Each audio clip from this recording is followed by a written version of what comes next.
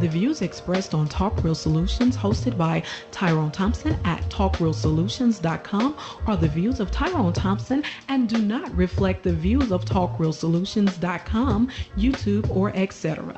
The content here belongs to Talk Real Solutions and its many contributors. Views and opinions expressed by all contributors belong to them and not talkrealsolutions.com or Tyrone Thompson, the host, or etc. All data and information provided on the site is for informational purposes only. Talk Real Solutions makes no representations as to accuracy, completeness, correctness, suitability, or validity of any information on this site and will not be liable for any errors, omissions, or delays in this information or any losses, injuries, or damages arising from its display or use. All information is provided on an as-is basis.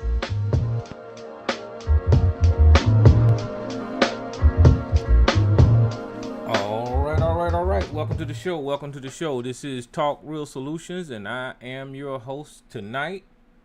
Today is December the 28th, 2023. I guess we're winding this year down, and I want to invite you to go to talkrealsolutions.com, and on there you will find the 3-point plan to Black empowerment and financial freedom. It has 3 points. The first point, well, let me check my audio. Yeah, I got it. You'll find a 3-point plan, and the 3-point plan has 3 points. The first point is to get together with like-minded people. The second point is to stop all unnecessary spending and save your money. The third point is, as a unit, invest or save your money in a verified and trusted institution. A great goal will be for you to open a Black-owned business. And right above the 3-point plan, you have a link to African American owned banks and African American owned credit unions. We could all start moving our money to these institutions to start practicing group economics today, and check out the rest of the links and articles on the website. And I am your host tonight, Tyrone Thompson. Like I try to be here every Thursday to allow an open and honest dialogue for people to join into and discuss things that's going on in society, in the news, in our community, or whatever you want to talk about in politics. Lately, I've been hitting on celebrity news, and there's some more news tonight that I've just heard of, and it's really ridiculous how often these rich people just, they don't have anything else to do except for create drama and, allow us to have something to talk about, I guess, because it don't bother me either way, whatever they're talking about, But yeah, so welcome and Merry Christmas. I hope you guys had a Merry Christmas. I realize I said Merry Christmas, and I'm gonna follow that up with Happy Holidays or Happy Hanukkah or whatever you're celebrating. Happy Kwanzaa, whatever. Hope you enjoyed the time with your family and friends is my point with all of that stuff. And y'all know how I am when it comes to these ancient traditions, these made up festivities that humanity has embraced to either trick you into believing a certain idea or sham you out of your money or get you to feel in a certain way, or whatever the goal was back in the day for those people to come up with these made up ideas. If you're celebrating that event in either way, then the best to you. I'm not going to hate on you, but if you want to have the discussion, y'all know I'm all for it. I'll put the gloves on and we can talk about that. A lot of people get hurt with my opinions and my openness about how I really feel about these traditions, and I can tell you that part of my views about these traditions come from my history of who I am as an African American in America.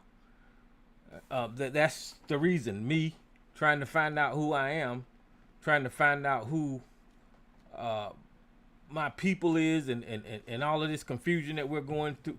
That's why I have researched and and and and came to the conclusions that I come to about these traditions. So you can't win.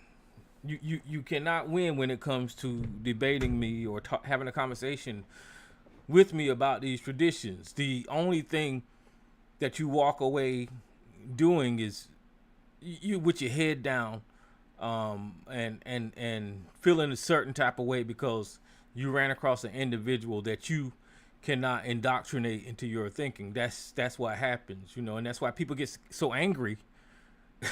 I literally get mad as shit whenever I have these discussions, and that's why I kind of try to pull away from them, because people are too sensitive, especially in our community, to have the conversations. If you want to call into the show tonight, what's up, Miss MJ and Frodo? How y'all doing tonight? Man, I'm gonna tell you, y'all been around for a minute, man. I sure appreciate that. Here we is going into 2024, and I'm still looking at the lovely Miss MJ, and still looking at the lovely F that Frodo has on his display. That's a nice orange F, Frodo.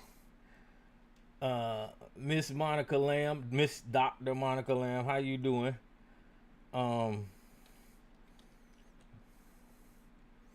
Yeah, it's been a long time, and let me tell y'all something. I'm aging quick. I don't know what's going on with me. There's a whole lot of stuff going on with me. And I've been ill. My back been broken. I've been split open like a damn fish fillet. And I'm just getting. I guess I'm one of them people that's aging quick, But it is what it is. I'll take it and keep going. I've done to put my weight back on. I don't want y'all to see me. I'm embarrassed. I look like a Pillsbury Doughboy or whatever, But my goal is to get this stuff back off of me. And the reason that I put on weight is because I did have to have surgery and other procedures. I don't know, it just came out of the blue. But you got to deal with what you got to deal with. All right, so well, I guess I'll start with politics, because politics is one of those things that I don't know. Our community don't seem too interested in politics, which is some bullshit, and I blame that stuff on social media. I blame it on social media because these charlatans on social media, they don't care about anything except for getting views and assets money, and they'll say whatever they want to say or whatever they need to say in order to get black people engaged and clicking on their videos and promoting their message. And when it comes to politics, that's one thing that everybody can hammer home on. Beat up on beat up on Hillary Clinton, beat up on Barack Obama, beat up on Joe Biden, beat up on the Democrats. Our community is so stupid. Our community is so stupid, they don't realize that those are white racist talking points that we are repeating to cause our folks not to participate in politics. If you listen to Umar Johnson or Boyce Watkins, they're repeating the same shit, or Tariq Nasheed, they're repeating the same shit that Fox News repeat. There's no difference. And I've always said, if you are walking around here saying the same damn thing that your enemy is saying, and I'm calling white racist America my enemy, I'm calling the KKK, Fox News, MAGA, white racist my enemy. If I'm walking around here saying the same thing a white racist is saying, I need to re-examine what the fuck I'm saying. And then we heard all these talking points about black people being on the Democratic plantation and don't vote and vote down ballot, and all of this kind of crap, but which is kind of keeping my people from participating in their civic duty and participating in politics and voting in leadership in this country that we would be better off under, besides allowing the opposition races to win control of society. It makes no sense for them to want the cake. It makes no sense for you to want David Duke to be politically in charge of what your decisions is. It makes no sense for you to want the Proud Boys to be in charge of you politically and make laws as an African American. But that's what you do when you listen to these charlatans on YouTube and social media and them telling you to withdraw from politics. You're allowing them to put the Proud Boys or the Oath Keepers in charge. You're allowing them to put the white racist evangelicals in charge of you. The Marjorie Taylor Greens and Lauren Boebers and Matt Gaetz. You allowing them to put those criminal, child molesting, just racist people in charge of policy. And then whenever we have these conversations, people like to both sides it, and what about the other side and all that kind of stuff. But you so messed up in the brain that you can't focus on what I'm saying, because you so programmed about both sides in these conversations that you want to hear some negative stuff about the other side, which there is, and to appease the way we do business and having this conversation, I will say, both sides are guilty of some things. But recently, MAGA, Make America Great Again, they take the cake. They take the cake. Make America Great Again take the cake when it comes to all this racism and white supremacy. And there's no reason why anyone of African American descent should be promoting any ideas from the political right in this country. None. When you talk about the Jesse Waters and the Tucker Carlsons and all of these racist ass people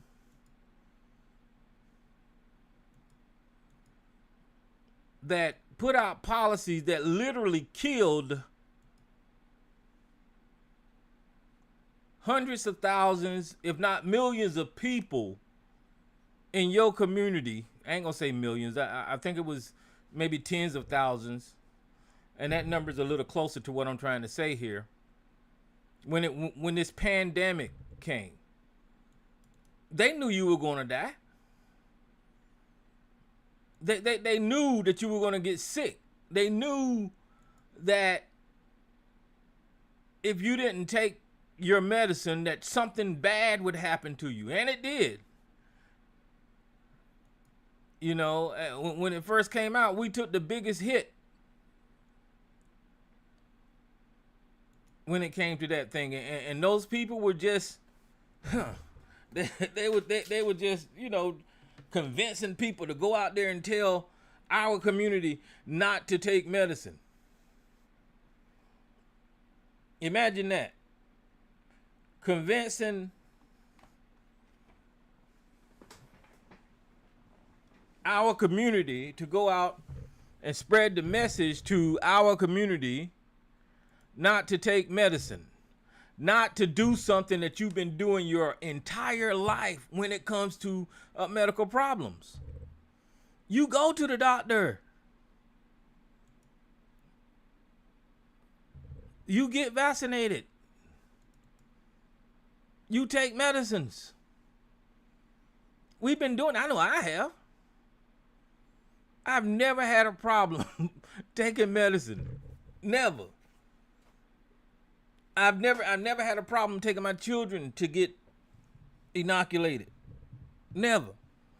Now, some people were hesitant about the flu vaccine, and I get that. But history shows that it works. Getting vaccinated works. And we've never questioned that as a society, as a global society. We've never questioned the medical industry when it came to the science to keep us healthy during a pandemic. But for some reason, during this last global catastrophe, that white supremacy just took over. They had a media outlet. They had social media. They had charismatic influencers. They had quack doctors. They had black doctors that could heal you with demon semen. That is not no lie. I couldn't believe that. Demon semen. And the point that I'm making is that everything politically, almost everything politically, that we repeat in our community comes straight from white supremacy. There's an example of that when it comes to, I don't know, people used to be on this single mom stuff, right?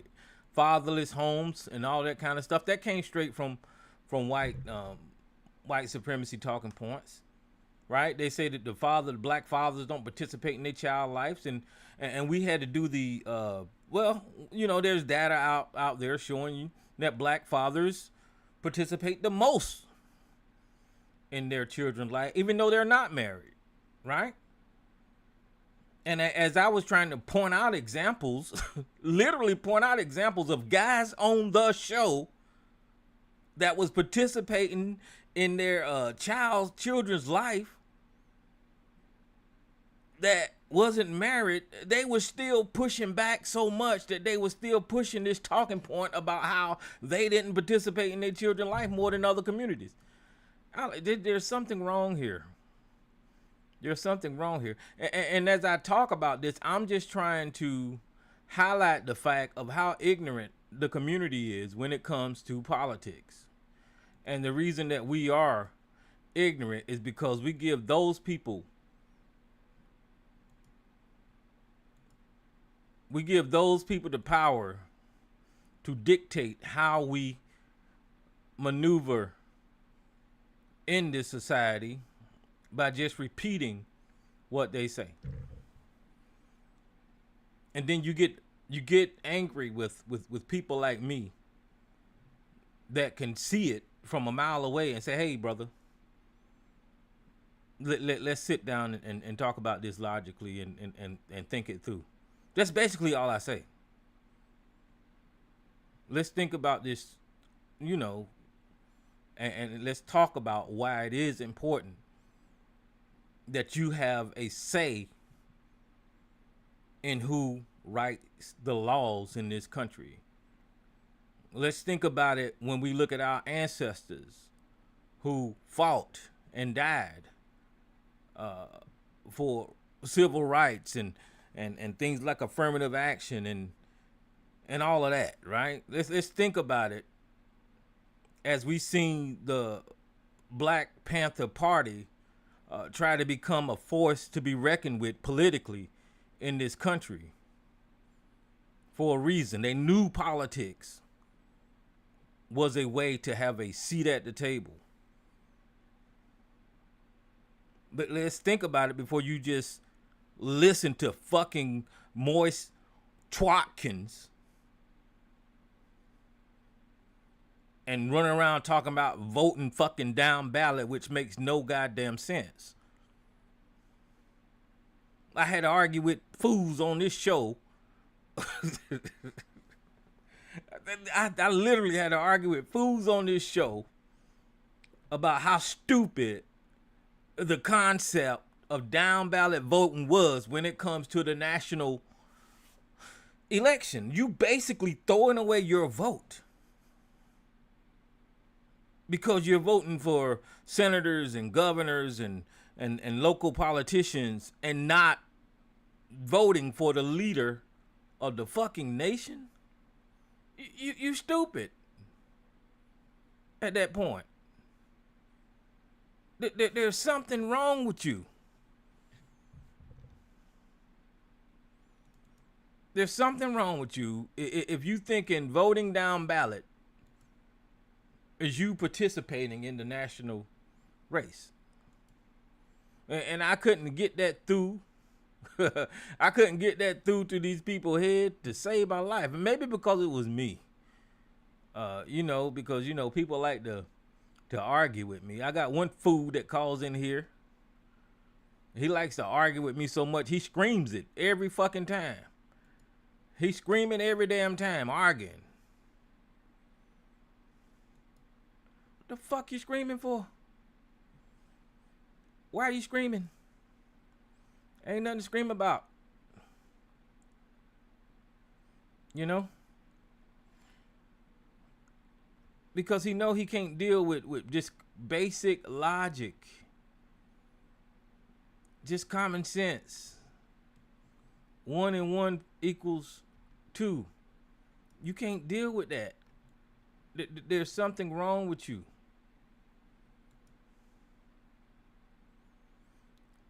If over 60 courts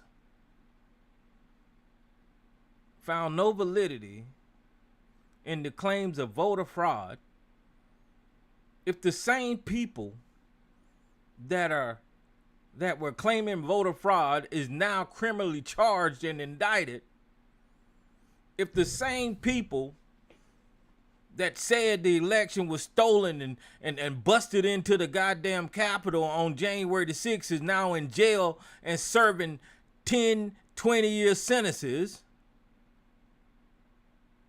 if the same people have got their law license revoked or taken away, if that group of people is the people that you're listening to, the criminals, the political criminal, why the fuck are you arguing with me?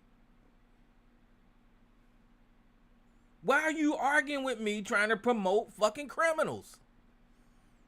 There's nothing to yell about. There's nothing to scream about.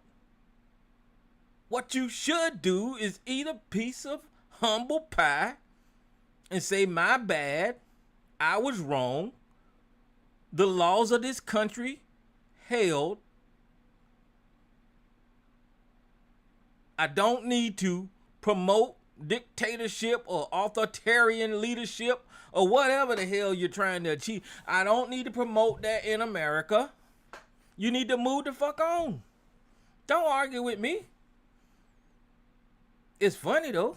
People laugh at it. I laugh at it. I want to hear you screaming and yelling like it sounds like a damn dummy. I want to hear you call in here and say, yes, I took some horse pills for coronavirus. I want to hear you say that. It's funny to me.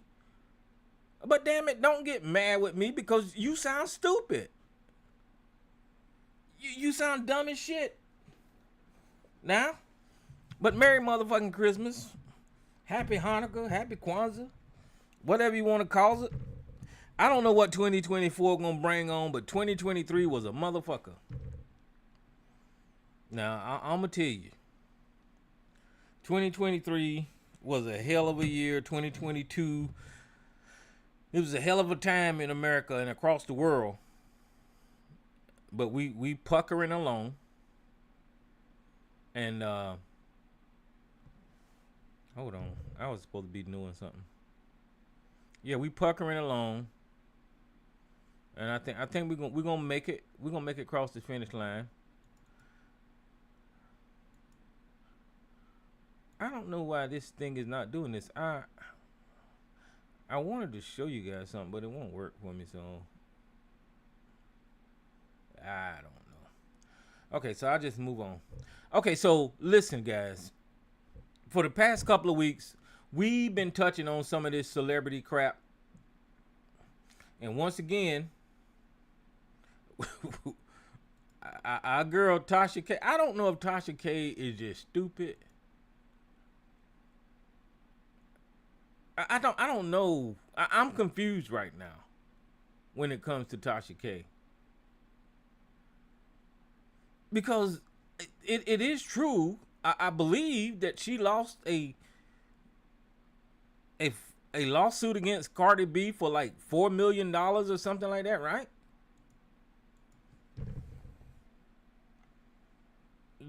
That is true. It is true that she admitted that she lied on Cardi B. And with those lies,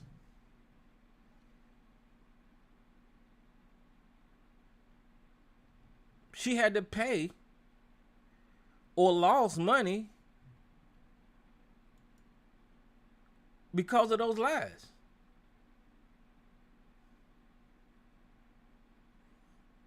Let me see this right here. So it's Tasha K. I think Tasha K is pulling a Donald Trump tactic. You know, because now it's her and Kevin Hart.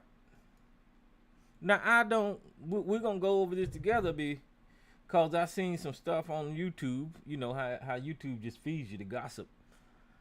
But yeah, it says the YouTuber who defamed Cardi B can't dodge most of $4 million judgment in via bankruptcy. So I guess she tried to file bankruptcy. This article says back in October 2023 to get out of the $4 million that she owed to Cardi B. So that's not going to happen. Let me see here. It says 2 years after Cardi B won nearly $4 million in defamation verdict against the YouTuber, the host named Tasha K, over salacious lies about drug use, STDs, prostitution, a federal judge had ruled that the gossip blogger cannot use Chapter 11 bankruptcy to avoid paying most of the judgment. Tasha, who filed bankruptcy in a May petition that said she had less than $60,000 in assets, would not be able to discharge the $3.4 million owed to Cardi B via the Chapter 11 process. The judge, Scott Grossman, ruled Thursday, October the 5th, meaning she'll continue to be on the hook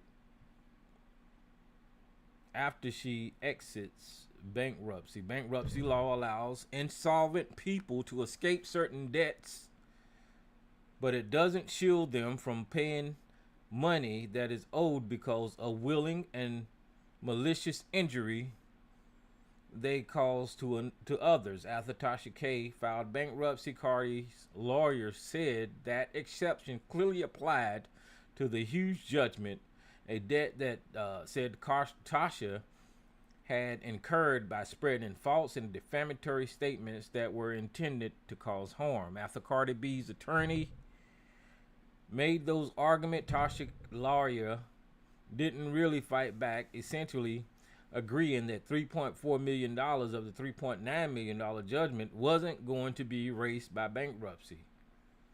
And on Friday, Judge Grossman made it official. The award of damages and interest thereon pursuant are accepted from the discharge. The ruling leaves only $500,000 of Cardi B's judgment in doubt.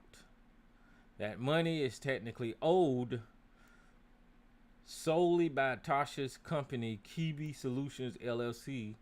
Whether or not Tasha herself is required to pay it will be the subject of future proceedings before bankruptcy court.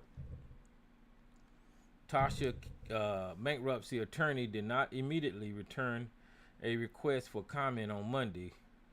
Cardi, real name Belcalis, whatever that is, sued Tasha K in 2019 over what the rapper's lawyer called malicious campaign on social media and YouTube aimed at hurting Cardi's reputation. The star attorney said that they had repeatedly tried and failed to get her to pull down the videos.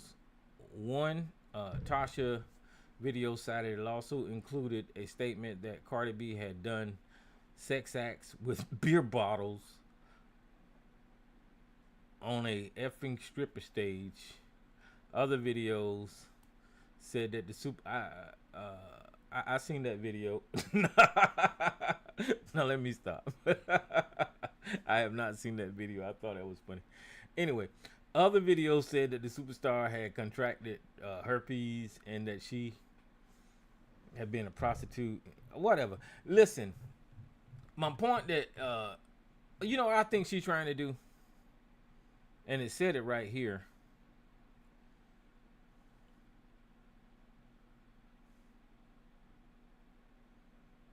Okay, so it said the ruling leaves only $500,000 of Cardi's judgment in doubt, that the money technically is owed by Tasha K's company's Kibi Studios.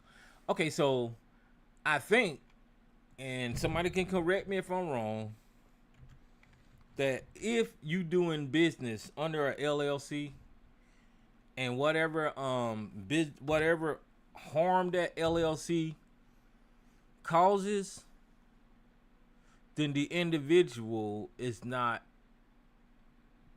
really responsible for that damage. So in this lawsuit, they said the $3.9 million she gonna have to pay, right? But $500,000 was in doubt because they said that the LLC owes that money. Now, I don't know how they're going to get the $3.9 million, and I don't know what the end result would be if you don't pay the $3.9 million, but I have not heard any talk of incarceration or going to jail if she don't pay this money. Somebody that know this stuff better than me can explain this to me. Will she be locked up if she don't pay the 3.9? You know, but I do know and roughly know that if the LLC is responsible for it, I don't think that she ever gonna have to pay it, because you can dissolve a company and it's debts right along with it. So that brings me to this story. Kevin Hart is suing Tasha K over damn near the same goddamn thing. So in this article, it says it uses the word extortion. So what does that mean?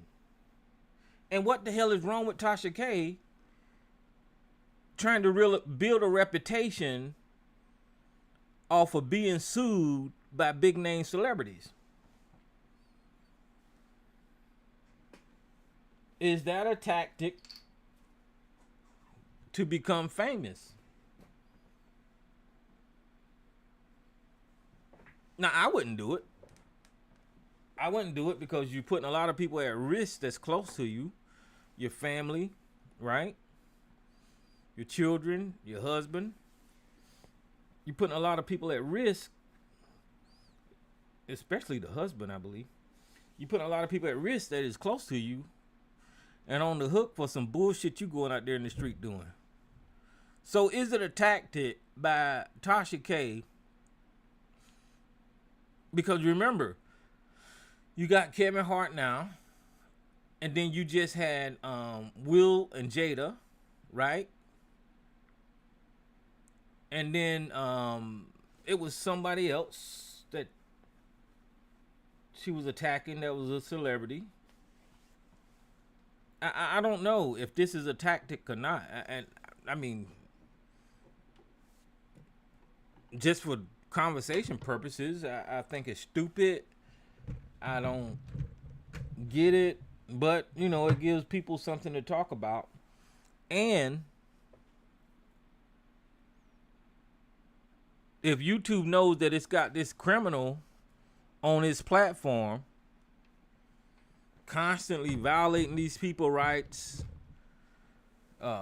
violating the terms of service, or doing all these things, why is YouTube allowing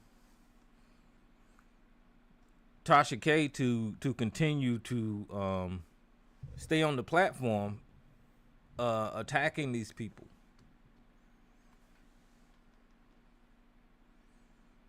I don't know. It's clear that she don't mind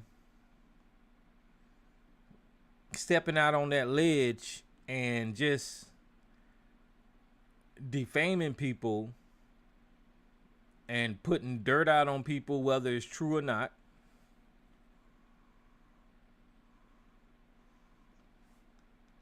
So either she's dumb as hell, or this is a tactic. And she's had a conversation with somebody saying keep going, because damn it, $4.4 million would have made me shut the fuck up. $4 million would have made me just quit everything. But it didn't phase this lady. This lady just keep going.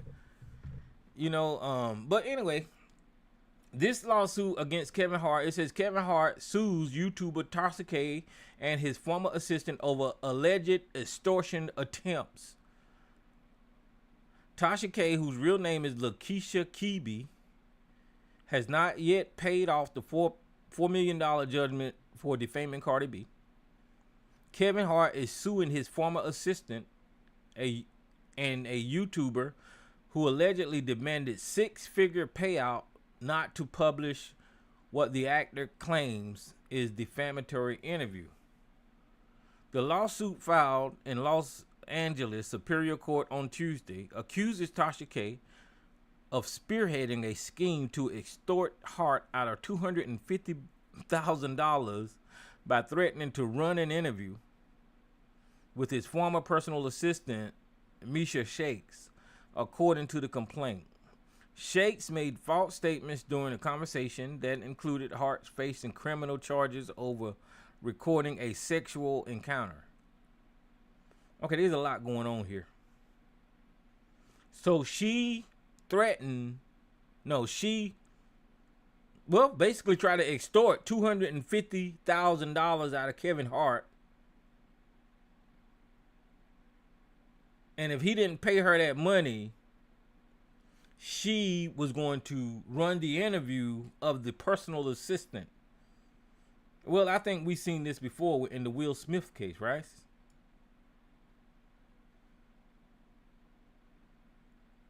Where she threatened somebody with she played a teaser or something first. And then that's when everybody got all upset. But if she said, give me $250,000 and me and your former assistant, I won't air this interview of me and your former assistant. Yeah, that seems kind of illegal there. It's too much money tossing around, $4 million, $250 million, and all this kind of bullshit. And what is he suing her for? I don't know. But I'm a broke country boy. All these zeros is confusing me. I'm getting dizzy with all this damn money. I it's a lot of money. And I don't know how much money Tasha K makes, or has available, but she clearly ain't afraid to put it all on the line being sued by celebrities. And she's suing the wrong damn celebrities. Kevin Hart, I'm pretty sure this guy's rich, right? He's like fucking fuck it rich. He's been in the game for a minute, and he's been shucking and jiving. He's been shucking and jiving for a long time now. Oh yeah, it says Kevin Hart is worth $450 million. According to Celebrity Net Worth.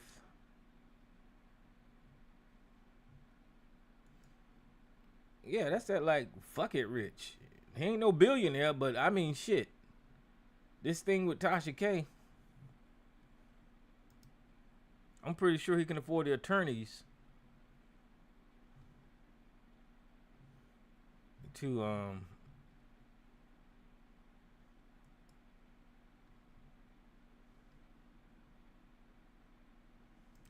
Yeah, he's damn near halfway to a billionaire. Yeah. So I don't know what the fuck wrong with Tasha K. And maybe, like I said, it's a tactic. Maybe this thing with Kevin Hart is an attack from her LLC, right? And the lawsuit by Kevin Hart will have to be worded in such a way that it blames the individual Tasha K for these attacks and this extortion. But I think that he might be in the clear because it says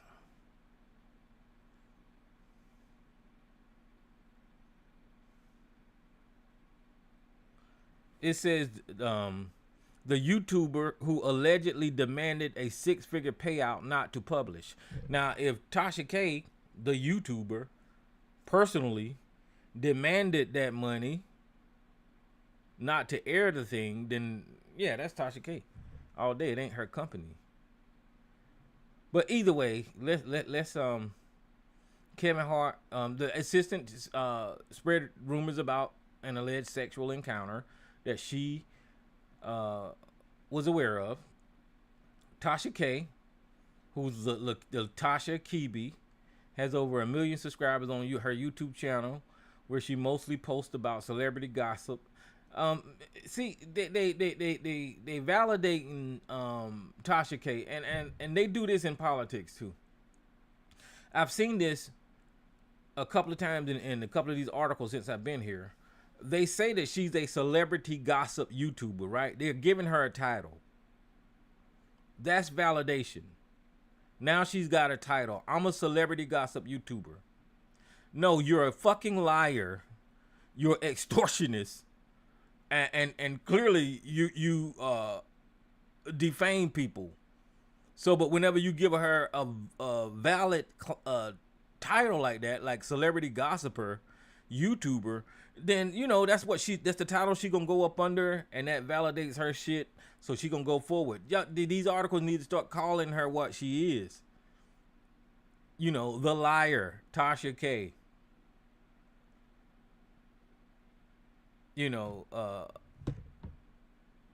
It's one of these things to where when media get a hold of this stuff, and this is a big paper, they try to be correct, and I think they correct in the wrong way by trying to validate these people by giving them titles. That's the same thing that they're doing with Donald Trump and this racism in America. They try to sugarcoat it and not call it what it is. Not call MAGA a yearning for America to be racist. That's what it is. Make America great again. It's in the fucking slogan. It's in the slogan. If you're African American in this country, and you hear the terms America was great in its past, I don't know what period you thinking about in this country.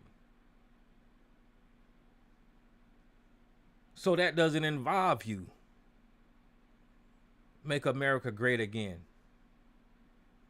America was great for the oppressor. America was great when they looked at our ancestors and said, boy, bring me a glass of tea while I sit on my front porch and watch you pick that cotton. America was great for those racists. America was great for the slave owners that could walk outside and go rape their slaves. America was great for people who could tie our ancestors up and give them lashes across the back with a whip, or torture them, maim them.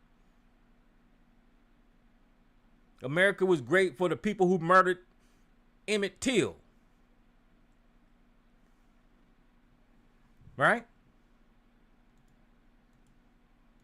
Those are the people that America was great for. I don't see how anybody with African descent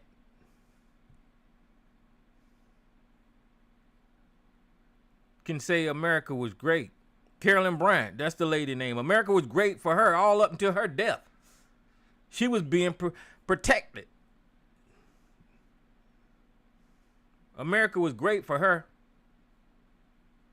Those are the people, whenever they say make America great again, that they can use that term again and think back to where their ancestors had a great time in this country off of free labor.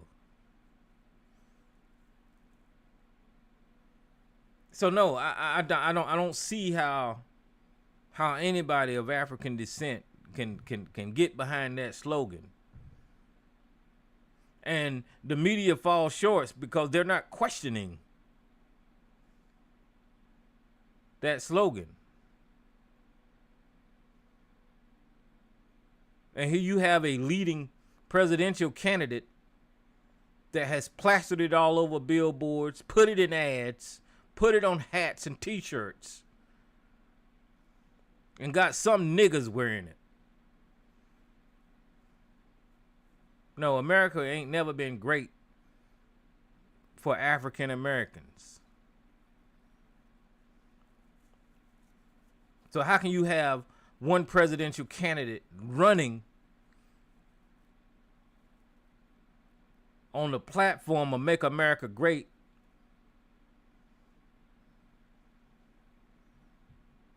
and the constituents of my community has never had that history? Now, you can argue with me all day long, you're stupid. You can argue with me all day long if you want to tell me America was great. You can be a fucking ABC and say that it's our fault that we're in this predicament. We've had those conversations too about pull yourself up by the bootstraps and it, you know, America fell short because of fatherless homes and all this kind of dumb shit that don't make any damn sense. But no, America has never been great. And with the rollback of rights in this country, vote access to the polls and voter ID, they're still trying to turn it back to the way it was. And these dumb fools up here can't even see it. Where was I at with Kevin Hart? Yeah, Tasha K real name.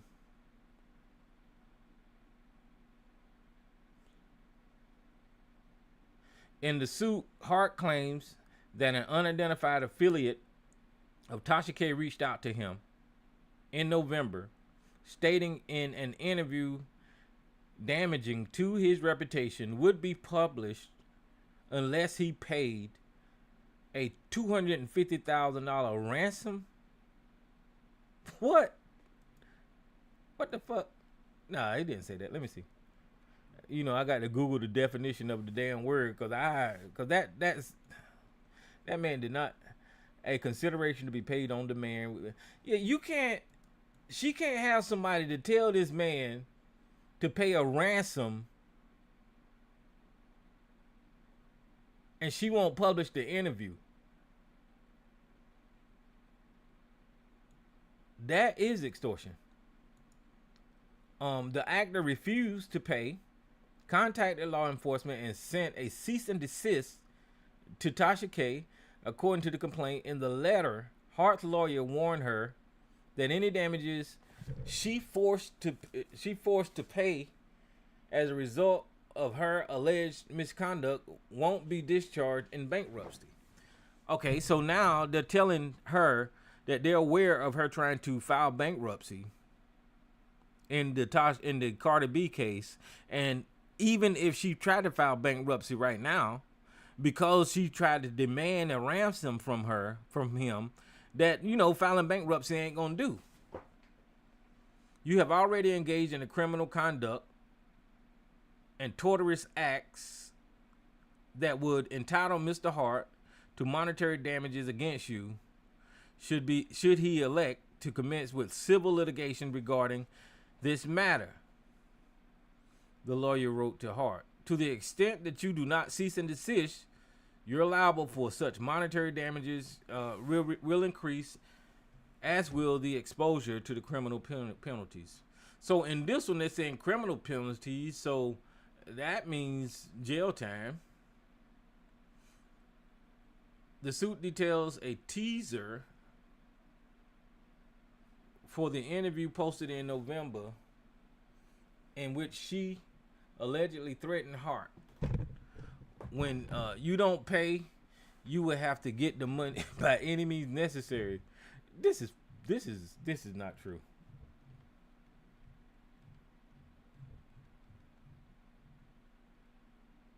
So Tasha K said, when you don't pay, we will have to get the money by any means necessary. And she demanded a ransom.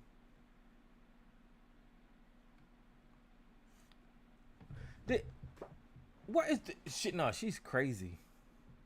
Hart also claimed that Shakes violated her confidential disclosure agreement by discussing the confidential of his business personal information related to Hart.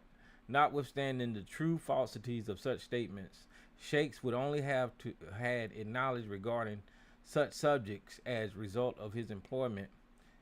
See, this is something that kind of relates to Bill Cosby's situation, because Bill Cosby situation, he gave a deposition that wasn't supposed to be disclosed, and that's how he got out, is that they disclosed that deposition when it wasn't supposed to be disclosed.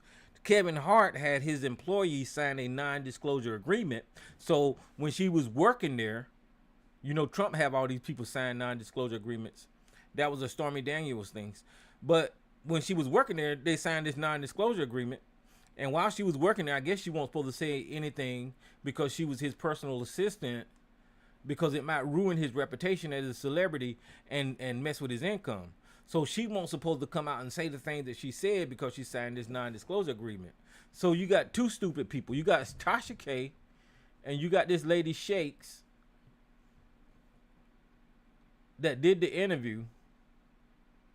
Shakes, who was employed by Heartbeat Production in 2017 to 2020 as Hart's personal assistant, said that there are unidentified loopholes in the confidentiality disclosure agreement that enabled her to escape consequences of her brazenly violating the promise to the plaintiff. The suit says the non-disclosure agreement provided her to be paid $90,000 over 3 years.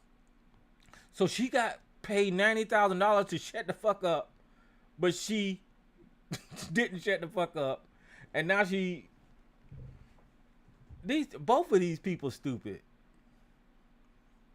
Okay, in an interview, she claimed Hart was a serial cheater, a gambler, addict who paid an associate millions of dollars to take DUI charges for him. It was published in December on Kibi's website, which can only be accessed by a monthly subscription. Okay, so Tasha K clearly is getting paid from her website. As for the alleged, I think Tasha K trying to be a TMZ. She's trying to be a TMZ, a Rupert Murdoch. I don't know if y'all remember the tabloid magazines. She might be trying to go out that route because the tabloids, they had some shit in them. They was defaming all kinds of people, and they never got sued and all that kind of stuff. And they really had some damaging stuff in it. So maybe that's the route she's trying to go. I don't know. I'm just guessing as I go along here. As for the alleged defamatory statement, the suit only points to a statement regarding Hart and certain legal disputes in which he had been involved, including he recorded a video of sexual encounter and that he faced criminal charges regarding supposed incident. I don't know. Here's the paperwork right here, guys. I'm not going to read all of this. It looks pretty interesting. Looks about like 21 pages of it. What the hell is wrong with Tasha K?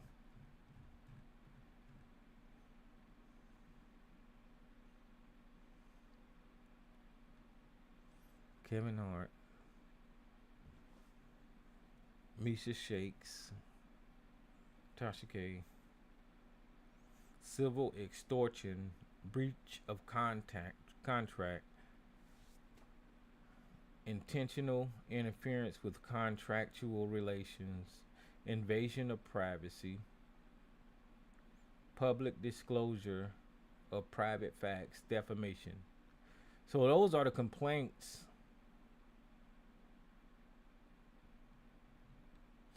I don't know. Is it worth that much? Is it worth it that much to be YouTube famous, guys? Is it worth it that much? Because I'm talking about her, right? And I'm a nobody, and other people are talking about her because I seen this story come up on my feeds. Is it worth it for Tasha K to go out here and defame, get this dumb lady who worked for Kevin Hart is dumb, guys. Get this dumb lady to violate her agreement, her legal agreement with Kevin Hart, and get on Tasha K's YouTube channel or wherever they did the interview at, and risk jail time or penalties.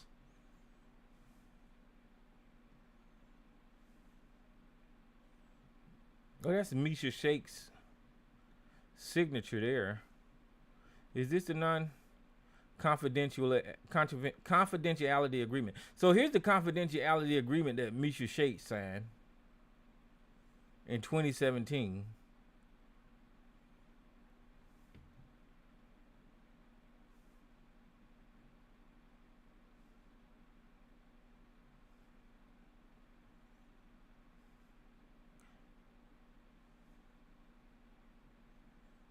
Well, I'm just skimming over it. Looked like he covered a lot of any notice required to disagree by this agreement in connection with shall be in writing and appropriate parties.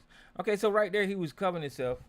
Is that if she had any questions about this thing, then she need to let him know first, right? And then she signed it. Here's another non-disclosure agreement.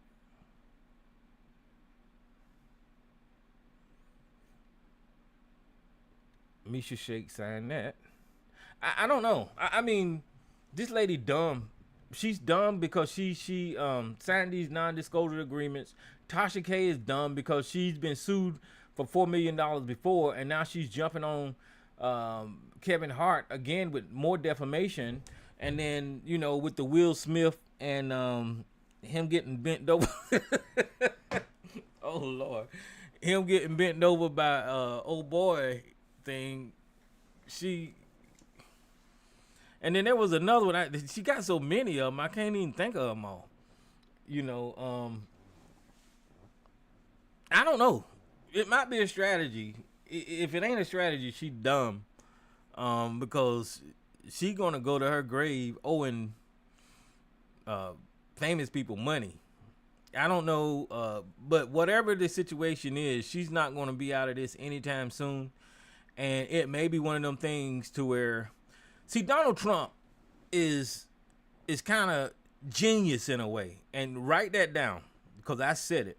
He's kind of genius in the way that he keeps his name being circulated in the media every day. There has not been a day since that man came on the political scene that no one has talked about him. That is something hard to accomplish. Do y'all understand that? Celebrities look for their name to be spoken as often as Donald Trump's name has been spoken. Now, he broke laws to do it, and he's violating all kinds of damn moral codes and ethics and all this kind of stuff to keep his name relevant in the news. But regardless, People say his name every day in some shape, form, or fashion. And if there goes a quiet news cycle when Donald Trump isn't mentioned, Donald Trump will stir up some bullshit, say some controversy, and people are talking about him again. Now, the reason that I'm saying that is because could it be possible? These are just thoughts on my mind that has no validity or whatever the hell. But could it be possible that Tasha K is taking a similar tactic and wanting to be talked about, spoken about, relevant, if you will, every day because she's attacking these celebrities? Could it be a strategy that Tasha K is using, or a dumb strategy, a strategy that's going to cause her financial harm, I guess? But that's yet to be seen. But could it be a strategy that Tasha K is just attacking these celebrities, spreading defamatory information about these celebrities because people are going to talk about her? When she came out with the Brother Polite story, right? Her name went up like really, really fast. But Tasha K was before that. And that was getting hot too. So that was getting hot. Then the Brother Polite story came out. And then she was going through the court system with Cardi B and all of this kind of stuff, and that was getting hot. And then the decision came out. And then the reason that I'm saying this or posing this idea is because when the decision was coming out, right? You remember she flew out of the country, and then she went to the bank and got like, I don't know, $40 out or some shit. She was milking it. She didn't seem like she was bothered. I mean, I could tell that she was bothered, but she didn't. She was putting on this persona like she wasn't bothered that she was getting sued by Cardi B for $4 million, and she kept milking it and milking it and milking it, right? And then that kind of died down because now you owe the money. What else can you say about, I lied to y'all and shit. Now I owe money. So she had to have something else. So she went on to the next celebrity, right? And that kind of pumped up some more. And then she went on to the next celebrity. And now she had Kevin Hart. And now here we is again. Could this be like a tactic that Donald Trump uses to where she's staying in the news every day because she's doing something dumb and stupid, like getting sued? Is she going to be the one? Is she going to be the YouTuber that we're going to be talking about in history that loves to get sued, I guess, by celebrities? And will she be able to protect herself through the formation of these LLCs or companies or whatever? Because, businesses are protected in that way. That's why Donald Trump can steal from people, because his companies protect him. And that's what he's arguing in court now in New York. Hopefully it don't work out for him, is that, he's protected by inflating his assets and deflating his assets at certain times when he owe money and whenever, he can receive money. So it benefits him, right? But at the same time, he's saying that his company legally can do that. You see what I'm saying? So in that area, Donald Trump has his companies protecting him or trying to protect him. We'll find out whenever they make a decision. And Tasha K in a whole different set of cards, if you will, is trying to do the same thing by developing these LLCs and allowing those LLCs to be responsible for the blunt of the legal of what happens to her legally. So I don't know. That's just me rambling about Tasha K and her being so brave about attacking these celebrities. You know, that's crazy. But yeah, I know I rambled on a lot tonight. And guys, if y'all want to call in, the number to call is 717-908-1834. If y'all want to participate in the show, hit the participant code at 917-324, and I'll open your mic and get you in the chat room and on the show here. And once again, guys, happy holidays to Jermaine. I missed you earlier, and East Coast, and MJ, and Monica, and Frodo, and whoever else in the chat room. You guys always show up. So, Soul Brother, Great Lakes, Midwest American. Who the hell is that? All right. But what's up, Miss Elisa? Welcome to the show. Hi, Tyrone. How are you doing? I'm doing all right. You enjoy your That's holiday? good. Yeah, didn't do much, but it was just good not to have to work. Go to work. Well, not to have to log in for work, but didn't do too much. It was just kind of a lazy holiday, so it was good. How about you? Oh yeah. I had a good time. I sure did. That's. Did you get to see the grandkids and all of them? They come and. Oh yeah, they're here with me now. Oh, they are. Yeah, oh, yeah, okay. yep. Well, did you spend a lot of money on them?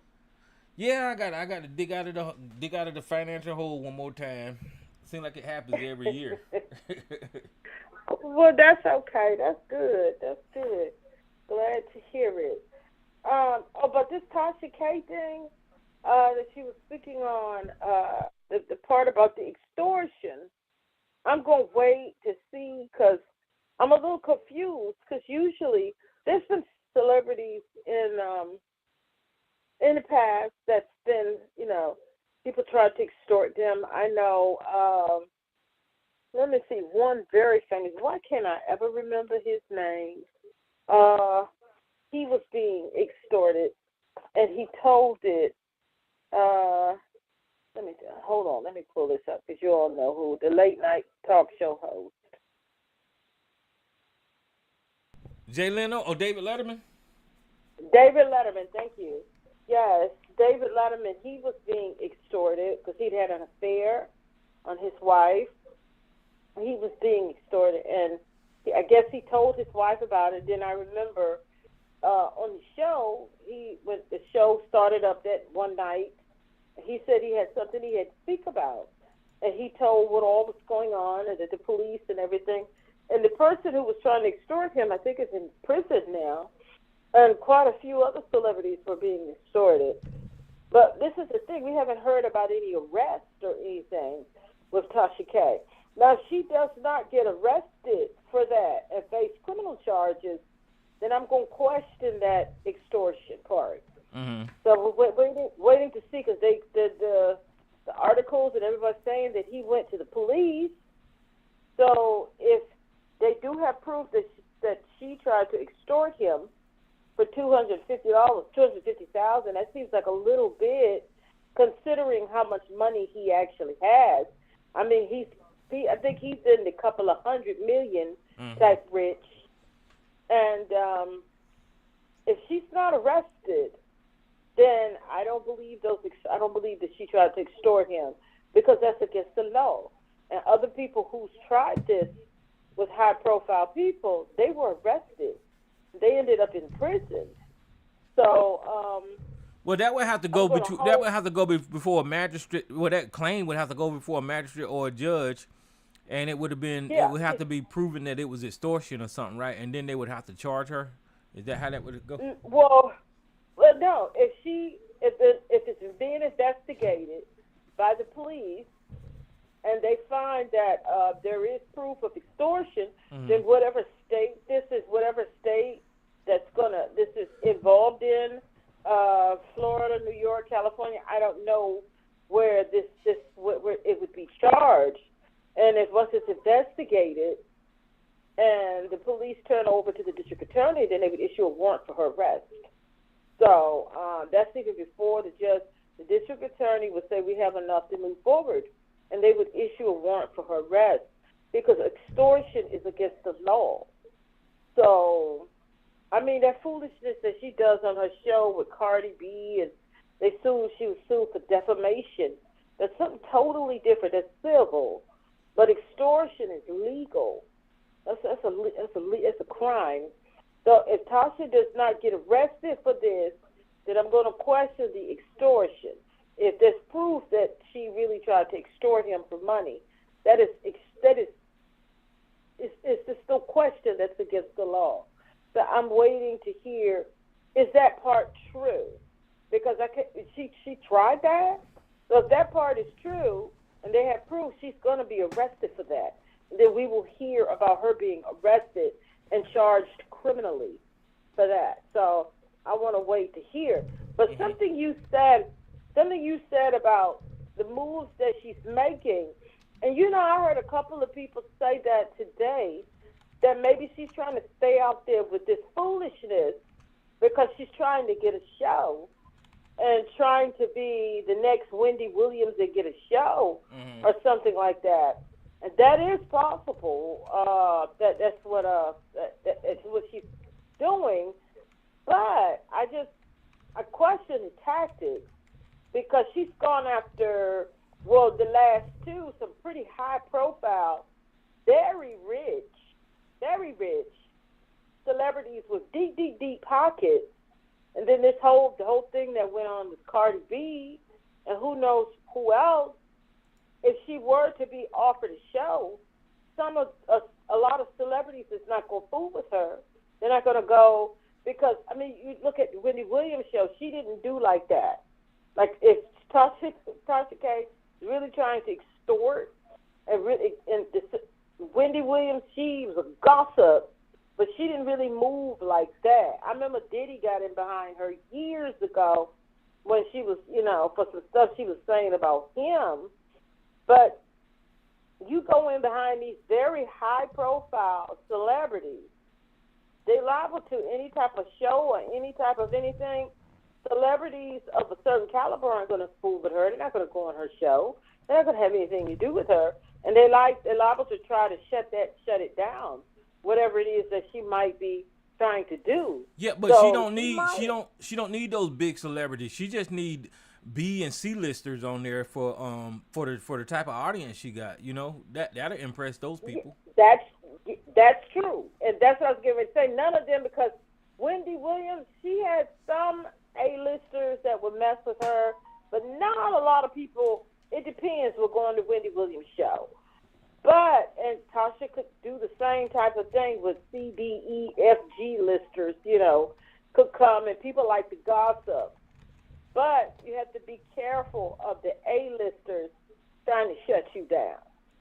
And it depends on the amount of clout and pull they have. They can still get that done, regardless of what you're trying to do. But I do think you're on to something with that, trying to keep her name out of here and just flaunting around, and I'm going to do this with these high-profile celebrities. So I do think you're onto something. Mm-hmm. I think that she may be trying to get all this notice that she can and maybe get a show. How it will work out, I don't know.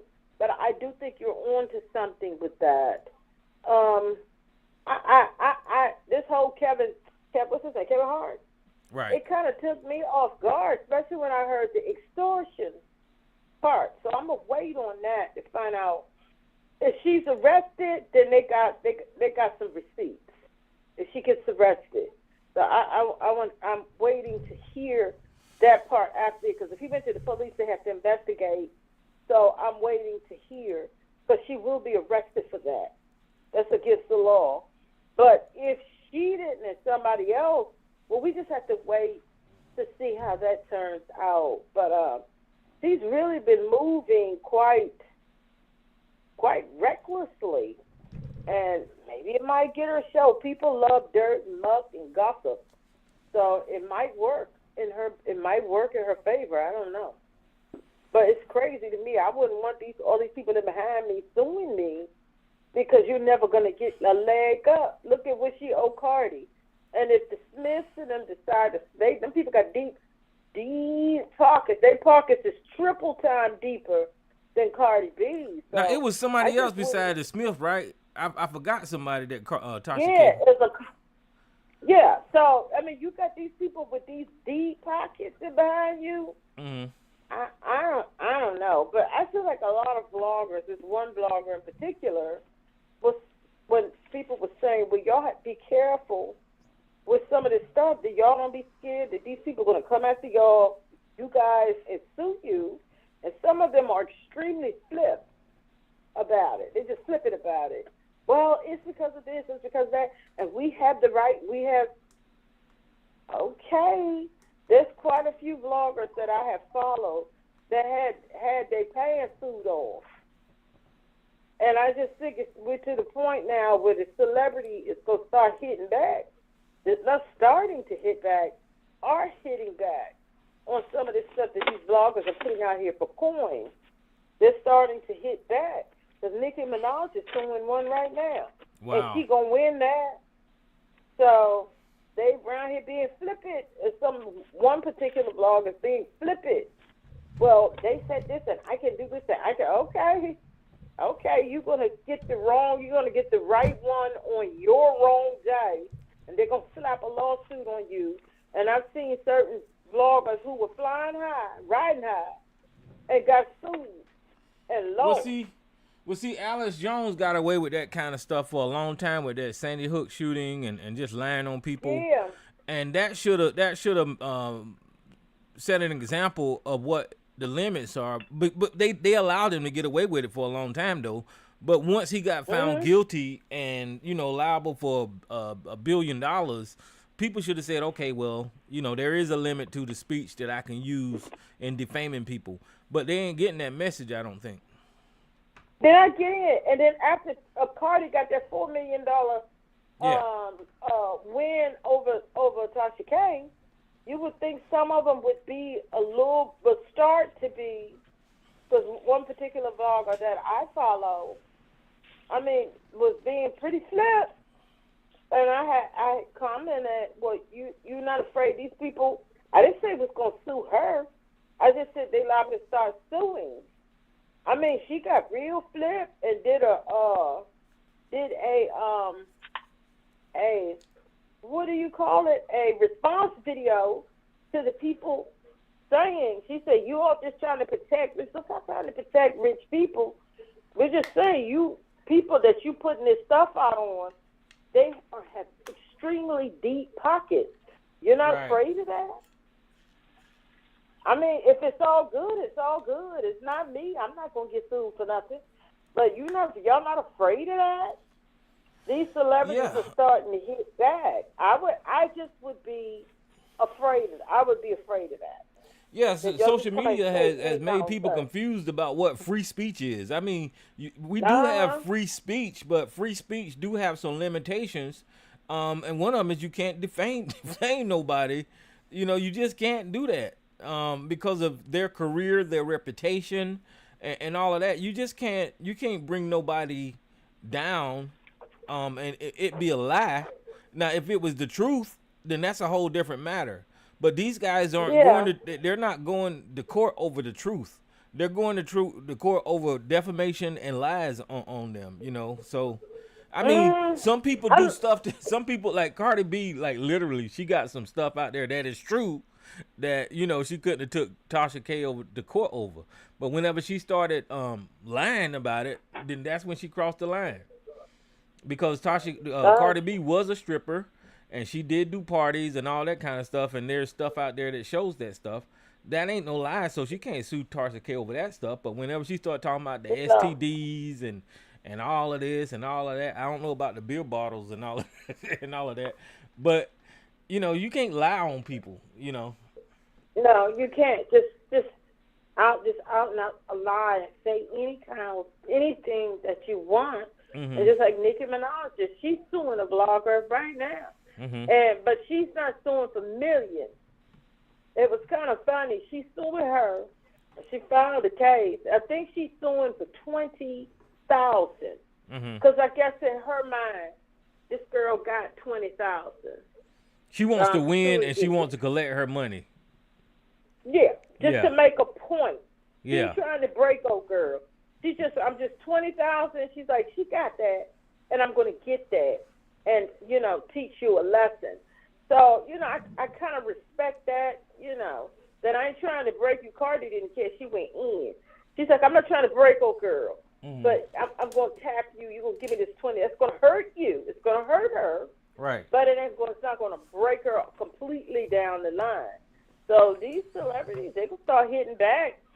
And these vloggers and stuff out here just saying any kind of thing out there, putting out any kind of information and lying on these people. And just they feel they can say, long as they say allegedly, well, that can cover you a little bit, but you know, it ain't gonna cover no lie. No, it's not gonna cover no lie. Just something people just made up. And yeah, last week when we talked about that TD Jakes mess that they were saying him and Diddy, that was allegedly. Yeah. Well, some people did some digging. They can't find any sources for any of that. So they're starting to think that was all made up. Somebody made that stuff up on TikTok because no one can find any sources of where that started. Did they check? Did they talking about because certain information was turned over to the FBI from this person and Cassie and videotapes? They said somebody just made that up and put it out there, and the vloggers went wild. Well, that's how stuff does on social media. Once something starts, it just keeps growing and growing and growing. But let me see who this caller is. Who's this caller? What's going on? Hello? What's going on? Hey, what's up, Jay? What's going on? Hey, Jay. How you doing? Happy holidays. Happy holidays, just tapping into what you were saying. I think that in regards to the that case with the suing, what's going to happen is that when these platforms that they're on start getting lawsuits and it starts hitting the networks, that's when they're going to have problems. So I think that when they really start attacking the actual network or not only suing the person that's putting out the false information, but the platform that's holding it, I think it's gonna start moving on these that's people. A good point. Google, right now it's kind of like Google. Right. You see, right now, usually what they do is, that's why a lot of the websites, they just remove them, right? They'll remove them. But when they start getting them, it's going to be, they're going to get more stricter, and they're going to be very particular on who they let on their platform at some point. Again, right now it's working for them because it's getting views, likes, follows, subscriptions, advertisement. And it's all going good. The what they say, like the mayhem is working for them, because it's bringing in views and all this shit. The minute that shit starts costing money, like Donald Trump, when you become a liability, they gotta get rid of you. Well, I mean, that's what you're describing is the way YouTube started out. There was no limitations on YouTube until and you could say pretty much anything that you wanted to on YouTube. Until the advertisers started talking about, we're not going to run commercials on this video, and we're not. Yeah. That started losing YouTube money. So now you got all these restrictions that's been put in place. And we got to be realistic. Get worse. Yeah, no, we got to be realistic. Look, a lot of these platforms, they're not they're not here for morals. They some of them are letting it go where it goes. And they're like, well, let's bring in some advertising. As long as I'm not being affected in a negative way. It's just bringing money in the bank account. So we know that they're going to have to be shaken up in the sense of there's going to be pressure through government officials and things like that where they put laws in place. Or, again, they just become a liability because of the way things are. It's like, oh, well, you have them on your platform, you're responsible, you're liable. And then so that becomes a thing that starts affecting these companies, and they get hit heavy. No, Jay, there's a law out there protecting these platforms. I remember they there you go. Yeah, there you go. That's why they doing what they doing. Yeah, it sure is. There's a law that you can't hold these people responsible. Sure is. But the minute that change, it's going to be changing. There will change. That's true. But it was the advertisers who shook things up. Mm-hmm. The advertiser shook things up. It was like, we're not going to be advertising, so that's when a lot of people lost accents and different things like that. I can't think of the two guys. One, the African dude, Fresh and Fit. They had got too out of control. Then that's the acid and then the advertisers and stuff. So they cut all of their monetary. No more monetary. They was like, y'all can still post on here. They were making up into the hundreds of thousands, probably $1 million.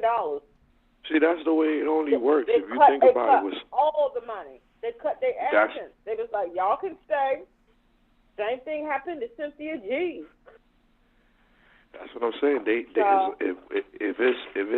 it ain't about like by law where they get hit, you know, like that by law enforcing something by the again, you know, where those the liability, it ends up, you know, being where it's either liability because of the government enforcing laws and lawsuits, right, or advertisers pulling out. That's the only way they're going to change these platforms. So think about that. Yep. These people that are out there talking trash, again, it's not a moral thing for these companies to do. They don't care about morals. You could curse each other out. They don't care. White, black, it doesn't matter. Why? Because it's bringing that advertisement. The minute that advertisers get turned off and they don't want to work, you know, because their platform, because the advertisers, their customer base relies on some of these people that they're trashing, you know, or exposing or trying to, exploit. That's when they make changes. Or if the government comes in and tells them, hey, y'all going to have to change this because y'all will be getting sued and fined and all this. That's the only way to change it. Here's that section 230, and it says the internet allows people everywhere to connect, share ideas, and advocate for change without needing immense resources or technical expertise. Our unprecedented ability to communicate online, on blogs, social media platforms, and educational, cultural platforms like Wikipedia and the Internet Archives is not an accident. Congress recognized that for user speech to thrive on the internet, it had to protect the services that power user speech. Now it said that's why the U.S. Congress passed a law, Section 230, originally part of the Communication Decency Act, that protects Americans' freedoms of expression online by protecting the intermediaries we all rely on. It states, no provider or user of the interactive computer service shall be treated as the publisher or speaker of any information provided by another information content provider. And all that means is you ain't gonna treat the user like Tasha K, like YouTube. You can't hold YouTube responsible for what Tasha K says.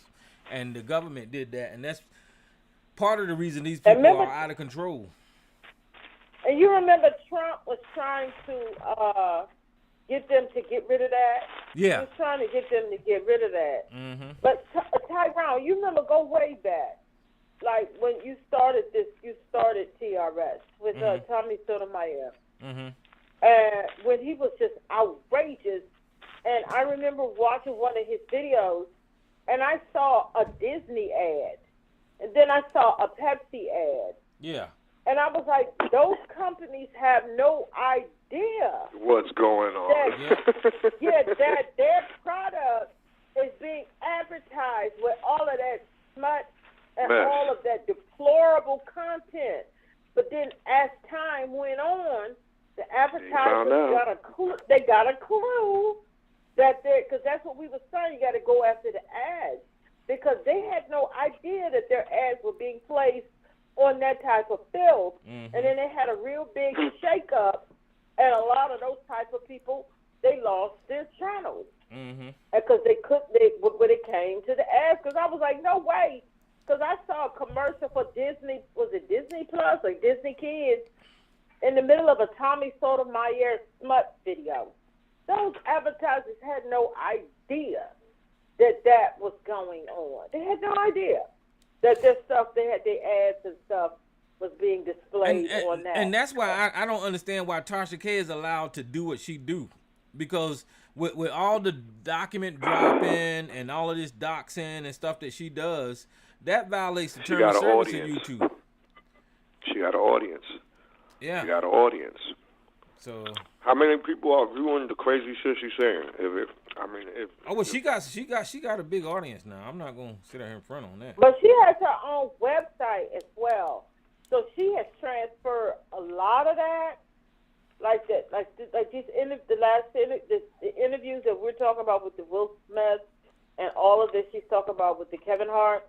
She airs all of that on her own website, because she gets the traffic and the money when they come over to her website, because she knows that them people could have that thing shut down on Google, and then if she making money off of Google, guess who gets the Google money?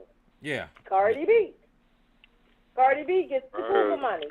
So that's why she transferred a lot of her content onto her website, because Cardi B attached her Google money. But when is she gonna start paying? I mean, can she go to jail behind this stuff? Is it civil? I don't know. I don't know. I'm not a lawyer, but I don't know. I know it's different types of ways how people hide money.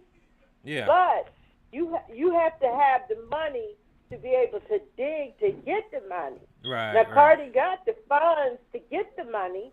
She has gotten a little piece of money, because all of her Google money, Cardi gets that. That's why Tasha don't put too much on Google anymore, because Cardi B tapped that Google access. But the only way she's gonna do it is if shit is under somebody else's name, or she's getting cash for everything. If everything's being paid in cash, or they put in money in somebody else's account versus her, because anybody she's employed in, anybody that's even YouTube, if they paying a check, all they got to do is contact Google and tell them, listen, all those checks that you send it to her, you're going to be diverting it to us. And then they'll do a cease and desist or whatever, and that's it. Let me see who this caller is. Who's this caller line I just opened?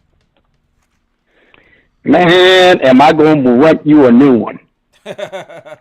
What's up, man? Man, oh man. Look, first of all, before I get to the proper ass whooping and hiding, I'm about to give your ass, I'd like to wish you and the entire audience a happy, merry post-Christmas and a happy pending New Year, and the best of wishes for all of y'all for this year. Now it's on to the ass whooping, because I'm finna to give you one good, unless you hit that mute button on me again. All right. Well, thank you, and happy holidays to you. But can I ask you if you can turn... Happy holidays. Yeah, can you turn your phone down? You kind of loud, man. Well, that's what you always say about me, ain't it? How about now? Ready for Christmas war. All right. Well, how about now? Well, I mean, you can go ahead, but try not to scream. No. Hold on a minute, sorry. Well, I ain't screaming. Hold on, let Elisa say what she got to say. Hold on a minute. Jay, we not going to have no Christmas war, and you all are going to take it easy and let one another speak. Okay? Because, Jay, you called Sarge right off last week. So, everybody, y'all going to try to behave a little bit. That's it. Yeah, you know, be safe. Well, he's the one that come in and he's ready to kick some ass. No.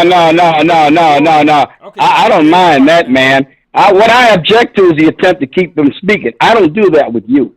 You do that with me. Your idea is to prevent my words from being heard. That is not my intent when I occasionally interject, and you know it. Okay, calm down. Y'all started already. Well, I'm just setting it straight. I don't like people distorting things. Okay. Well, go ahead, man. What you got? No, look here. Now, I just heard you obsessing about Trump's property evaluations and the fact that he maybe over-assessed them in transaction with no victims and no injuries. Not even Fat Alvin Bragg is claiming that, nor Letitia. Neither of them is claiming there was any victims. Nobody was injured. And then meanwhile, while this is going on, we're witnessing just last week a new record on the southern border, 12,000 illegal aliens being processed into the United States in one day. Now remember, Obama's Secretary of Homeland Security, Jay Johnson, said that if we had 1,000 illegals processed in one day, that would overwhelm the Border Patrol. Now remember, this is 12,000 that were processed. That's not including the getaways. We don't know how many that is. We don't know who many might have been on the watch list that got away. We've got 1,500 dead. Let me say it again. Dead. Illegal aliens trying to illegally transit this border at the implications of this senile, grotesque fool in the White House. 1,500 dead illegal aliens because this man is creating a magnet for them to come here. We've got reported rapes, reported to Border Patrol and United States officials, whether they are local, state, or federal, they're up 600% of women and children. Again, 600%. The number of rapes reported are up. We don't know how many are not reported. And then we've got the sex trafficking. We've got an exponential number of deaths of American citizens from smuggled fentanyl that are taking advantage of this human tide to move more and more fentanyl into the United States country. This dictatorial dunce and his goddamn fool coterie that surround him are trying to force us into electric vehicles, toilets, stoves by executive decree. Crime, homelessness is running rampant, running crazy in these Democrat-run cities. We've got wars in the Mideast and Eastern Europe. More and more Americans are living paycheck to paycheck. Iran is shelling United States troops all over the place in the Middle East. We're shooting at shipping in the Red Sea. We got the Biden administration can't even define a woman while they insisted on having a woman for the Supreme Court. You just kill me with your obsession over the trivial and meaningless, but your slavish devotion to any governmental police state sanction against your political foes. You cheer on like a mindless cheerleader at some football game. I can't believe this. Beyond belief. But whatever, it's your thing, baby. It's your world. You just go ahead and live in it. Let me just be clear, guys, and don't cut me off, please. Whenever you're talking about evaluation or devaluation or increase in assets, in the Trump case, you're talking about the citizens of that area and them getting shitted out of tax money. Sarge always come on here and say there was no victims. The citizens of New York were the victims, Sarge. So, I mean, just stop. The claim, Tyrone, okay. The claim is he overvalued his property. That means he paid more in taxes. Or do you not know how this works? Okay, hold on. I'm going to put you on mute. He overvalued his property in some instances, and then he didn't give the correct evaluation in other instances. In both instances, it was to the benefit of him, so he could actually receive money at one time, whenever it was devaluated, and not have to pay so much whenever it was increased. Right. So you can't sit up here and tell half the damn story just to benefit you. This is why I call you a dumbass. And that's why I named the show And the Beat Goes On. Because dumbasses like you going to come on. See, you going to get me started. I'm going to shut up, but I'm going to let Elisa talk and then Jay. Jesus Christ.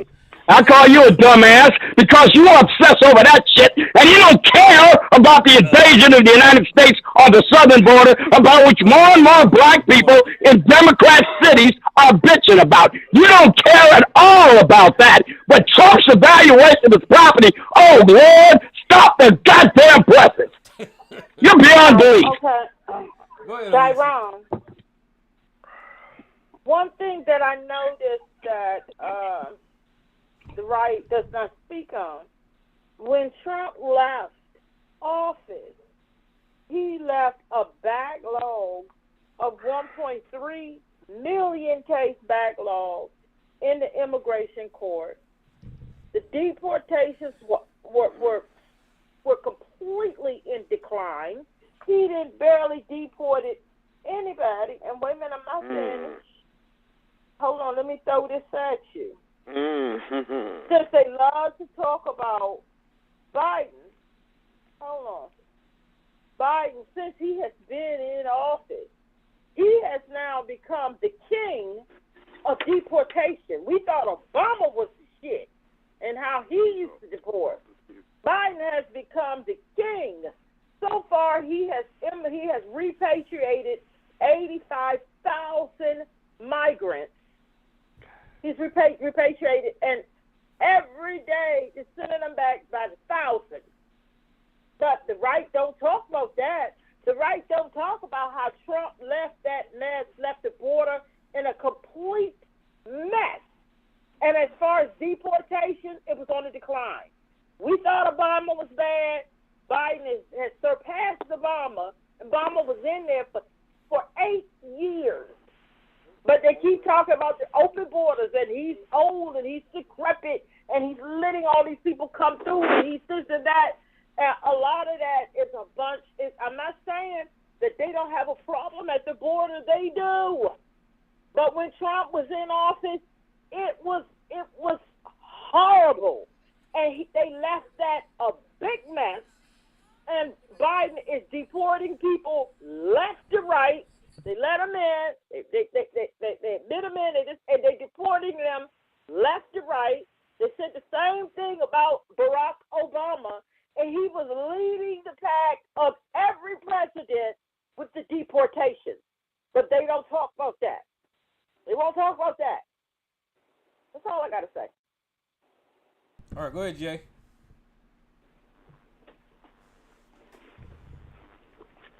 All right. Oh, hold on, wait. Before you go, let me see who this caller is. Hold on for 1 second. Who's this unknown caller? Maze. Okay, Maze. Hold on, Maze, and then you let Jay go, and then you can go right after Jay. Go ahead, Jay. I'm just gonna do it short so Maze could whip that ass. 85,000 out, 12 million in. Hey, we're making progress. 85,000 out, 12 million in. Hey, Lisa, we're really making progress. We're making progress. Elisa, you see who's the one that don't know how to behave himself? 85,000 gone, 12 million in. See the little child that don't know how to fucking behave himself? We're gonna get you right out the Maze, man. As soon as Maze Thank you, I appreciate that. Good, good. It's your turn. So go ahead, Jay. What he tried to do was he watched the Fox News wrap-up of the year of whatever fucked up shit that Fox News could come up with, as they do all the time. They just did a wrap-up of the year, and you just repeated exactly what the fuck you saw. So you are just like a fucking little pet dog. You're the pet dog of Fox News, of all those right-wingers. You're Donald Trump's little puppy dog, because you just follow and lick ass all day. I'm going to leave it this way because Maze is going to whip that ass. Sarge, it's sad. She's going to babble. I'm going to say this. It's sad that you put all this time and dedicated to this country that is giving you the middle finger in your ass. I'll leave it there. That was stupid. You didn't say anything significant. It's not your turn. All right, whatever. Go ahead, Mace. Oh, would you get your lips away from the Mac because you're hurting people's ears, first of all. And what I say, well, all of this mess he's screaming about, Newsmax and Fox, I heard it too. And we don't care, because we're screaming out these numbers. If you need to be screaming at anybody, why don't you scream at the companies that's hiring these people that's coming across this border, that you send them here screaming and pretending you care about what you don't, and then not taking nothing from black people. And I don't know where that line came from. Then we don't care. And first of all, when it first happened, black people weren't going to have no jobs. That's what was told to you. Stop being independent, running around and telling us that guy's falling, because it's not. And then you're getting mad with the president. You're not mad with the Senate. And you're not mad with the man that committed all these crimes that you don't have no conversation about. It's like you're ill and your brain don't work when it comes to him. But you always want to get over here and scream and holler about nothing that makes no sense. I heard it on Fox. I heard it on Newsmax. Tell Tyrone to put it up and he can hear it too. Exactly what you just said. Depending like Henny Penny falling. The sky's not falling. America is doing okay. And then you talk about the egg prices and the gas prices and all this stuff. You look at all these people going to these games and these people traveling and they're doing stuff every day. Unless there's something wrong with you, you want to act like your pocket is empty. That's your problem. So you can sit down with that. because nobody believe it and nobody want to hear it. Because the only person scared is you and the ones you following. So that's all I have to say with that subject. And that's enough. All right. I don't agree with nothing you had to say. You're well, that's enough. Good. I'm glad you don't. That means I'm on the right track. Yeah, I'm glad you don't agree with me. Yes, good. Don't agree with me, because the day you agree with me, I must be saying something wrong. Okay, you're incorrect. I'm not saying wrong. You are incorrect about what No, I'll be wrong if you ever agree with me. You need to look at what the Southern states. All right. Let me tell you something here. And then, you always all right. Yeah. You're repeating yourself. You're becoming redundant. Are you going to say anything new? Can I finish? Well, say something different. Stop repeating the same thing over and over. Act like you got good sense. God. I know you don't like what I'm saying. I don't care. You just say the same thing in a different way. Okay. Go ahead, Sarge. But I'm saying. All right, yeah. You notice she's babbling now, okay? Which is what she usually does. Again, let me respond to Elisa. Elisa makes a point out of him deporting all these people because he's got so many. All right, go ahead. Keep babbling. Just keep babbling. Let me know when you're through with your babbling. Just let me know when you're through. You did yours in the beginning. I don't care what you think and nobody else think. I'm saying what I think. That's what I think. All right. Yeah, right. Okay, well, yeah. You don't think with a brain. That's something you lack. I said when I finish, I'll leave. Not when Sarge gets finished. Yeah, well, at least be accurate if you can't be truthful. And I'm not agreeing. You want somebody to agree with you, with your foolishness? No, I don't want you to ever agree with me. Then I know I'm wrong. We are not afraid. So good. Put your pants on and be fearless and a fool. Okay? Be fearless and a fool. Be my guest. Will you turn your knob down on your Mac? Okay, whatever. Come on, hit all that screaming. So you don't have no news. Go sit back down. I gave my... What? That's what it sounds like. That's what it sounds like. You keep saying the same thing over and over again. Can I finish? Tyrone, and thanks for letting me give my opinion of what I think. Cause I sound like an escapee from the lunatic asylum. And y'all have a happy year. Because this one that's open with all this babbling and screaming and hollering like a wild nut. Oh, this year is going to be miserable. If he say Fox and Newsmax, maybe he can use his brain. Have a good one. Fox News, Newsmax, Fox News. And we don't care about nothing you talking about. Sean Hannity, Fox News. Power with a cracker. Okay, damn it, y'all ain't even talking to each other. Tyrone, all you have to do is, Tyrone, pull up the end of the show, like Jay said, and you hear the same thing, so I just repeated. Power with a cracker. Okay, damn it now. Calm down. What the hell? Well, you turn into a dog now? No, you turn into a parrot. You're turning into a parrot. I'm just mimicking you. You just hate because the truth hurts. Oh, no, you babble. I can't stand babblers. So I'm leaving. You turn your microphone down. God, you just babble endlessly. And you just lie. You just can't. Yeah, it's endless babbling. At least I can respond to Lisa. She said something I can respond to, even though I don't agree with it. I don't have to listen. Jesus. I don't want you to agree with it. Fox News, Sean Hannity, Fox News, Sean Hannity, Power Cracker. Oh, Jesus. Do you want me to get you a ticket? Are you trained to speak this way? How long did it take to train you for this? Do I need to take charge of the conversation? No. Yeah, would you do that? Yeah, would you do that, Tyrone? Please? Yeah, would you do that, Tyrone? Please take charge. Oh, Jesus. Okay. Please take charge. He can't let nobody talk. So I'll leave, but you turn your microphone down, please. Oh, no, you won't leave. That's what I'm afraid of. Not that you'll leave. See you later, Tyrone. All right, Maze. Nice talking to you. Happy holidays. Well, Lisa talk. Go ahead, Lisa. Sorry, where did you get that 12 million number from? I didn't get 12 million. I said 12,000. That was what, not Fox News reported, the Border Patrol. It's on their website. I thought you said 12 million. No, I didn't say 12 million. I said 8 million at least that we know of have come into the country under the Biden administration. The true number is probably more, like 11 or 12 million, but I'll say for certainty over 8 million. Okay. Now, you were just saying a moment ago You were just saying a moment ago that Joe Biden has deported, wait for it now, 85,000 people out of the 8 to 12 million people he is illegally allowed to enter the country. Don't give me this crap about asylum claims. Asylum claims supposedly made at a port of entry or in your home country, the first safe country of transit before you get to the United States. You're not supposed to come into the country at any place other than a port of entry and then make your claim for asylum. That's not what you're supposed to do. They had Mexico is considered a safe harbor. Whether you want to think it is or not, it is under international and our immigration law. So now if he got rid of 85,000 people, that means it only because there are so many to pick from. 12 million comes in. He gets rid of 85,000, most of whom have been on the deportation list for years before he ever became president. They've been ordered for deportation and they never get caught, or when they get caught, they don't get deported. There's no interior enforcement by customs or whatever. ICE or Homeland Security does almost no, let me not say no, they do a little.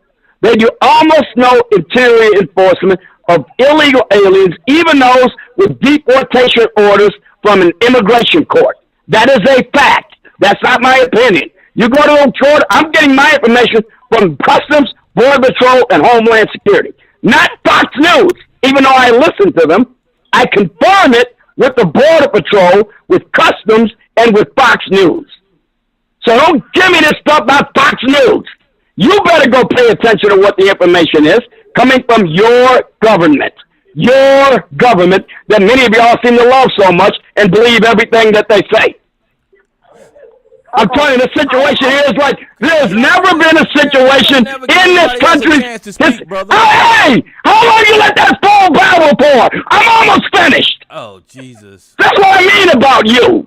I'm speaking coherently, whether you agree with me or not, and I'm bringing up factual information to be corroborated. She just babbled, and you let her go on and on.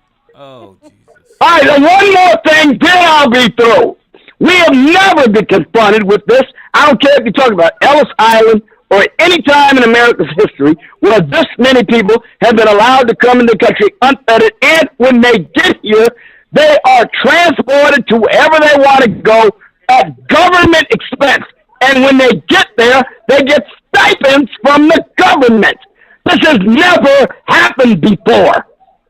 Wear shape. It is an invasion. But again, Can I say there is Can a I say dark something? Okay, like you said that. What is that speaking? What's that in the background? Yeah, they might got some noise. The 12 million number that you repeated it because I would have to do some digging in that because I don't like to spout stuff that's probably not true. But what I just saw, that 12 million, they're counting those numbers back to 2005. Okay, so that it's been that many from 2005. No. That's not true? That's not true? No. Let me explain again so it's clear. I thought I explained it a moment ago. Let me explain it again so it's clear what I meant. With certainty, it is over 8 million, between 8 and 9 million. That is certain. Those are the numbers reported by the Border Patrol. All right?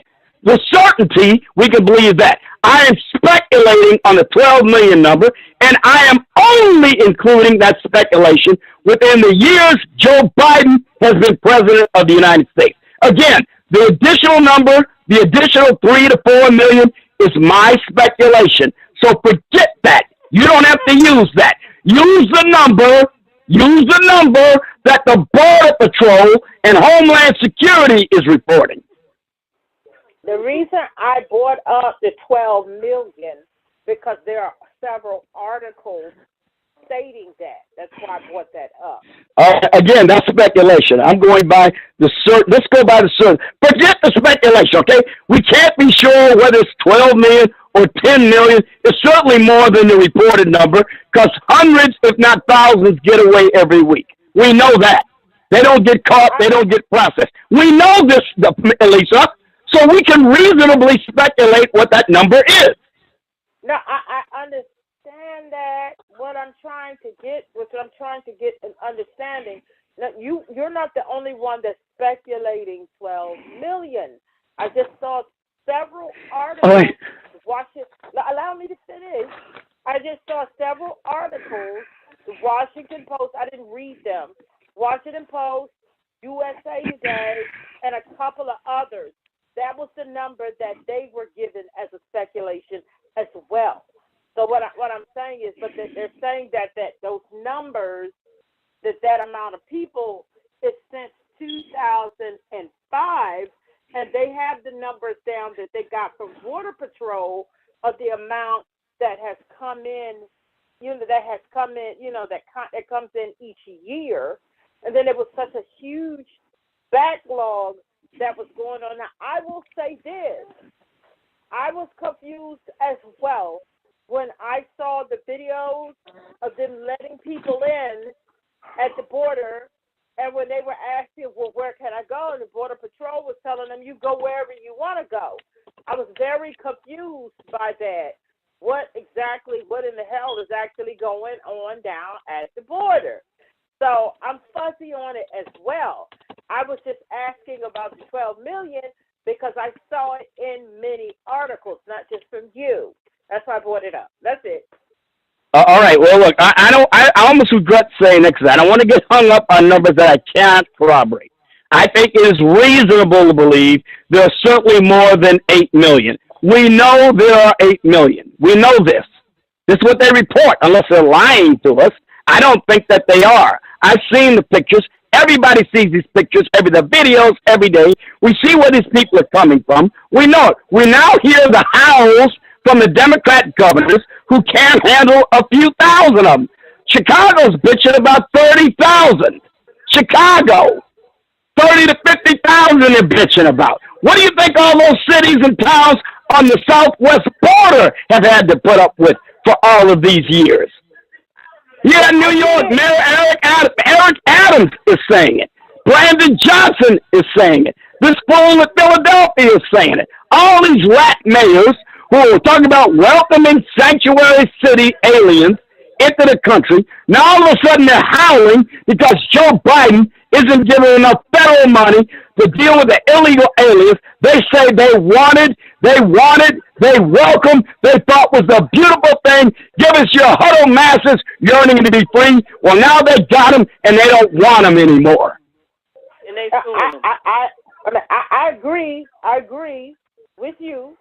I have few friends that work for the Department of Social Services. They're social workers and their master's degree, and they say that the influx, and we're here in the DMV, the influx of the people who are not documented, they can come in and they have to automatically give them health care. They have to different things like that they're offering them. So I agree with you on that, and you are telling us you are right about that because I know people who talk about the influx, but that's all they see in social services, getting benefits. I agree with you on that. I myself am wondering what is going on the border. I have not put a lot of energy and research and reading as far as it is in the border, but this is my thing. We've had a problem down there on that damn border for a long, long, long time.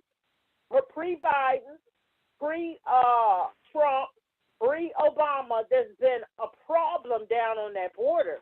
And I mean, you had two presidents that was deporting like crazy and getting these people to come out of the shadows like crazy and deporting them.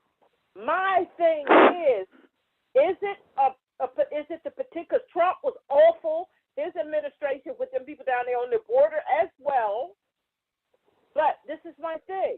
We blaming one particular president for an issue that's been an issue for a long time. And I agree with you. They need to clean up that damn border and figure out what they're gonna do.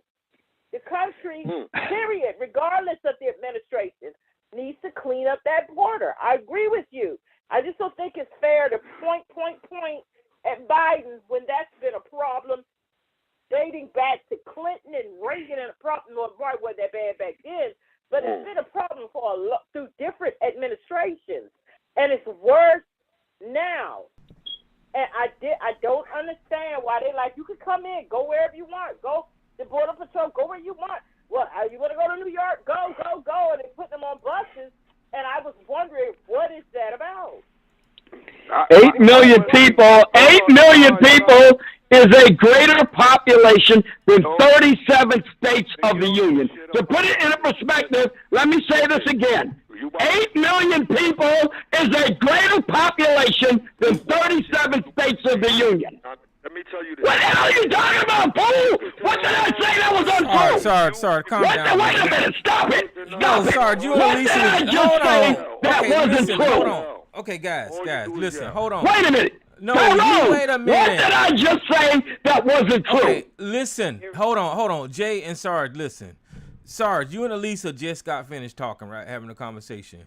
This is a talk show, so Jay haven't chimed in. He's trying to chime in. Just be courteous and let him chime in. You can disagree with his viewpoint once he get it out, but we can't talk over each other because we want people to hear the conversation. If you don't mind, please, sir. We're going to 2024. We got to do better. All right, let me know when I can say something again. Well, you wait. Wait your ass and sit back. Okay, Jay, now that ain't necessary. This guy can't even read. 37 states have a greater population than the lesser population of 8 million. 37 states. Sit your ass back. Now, I'll say this.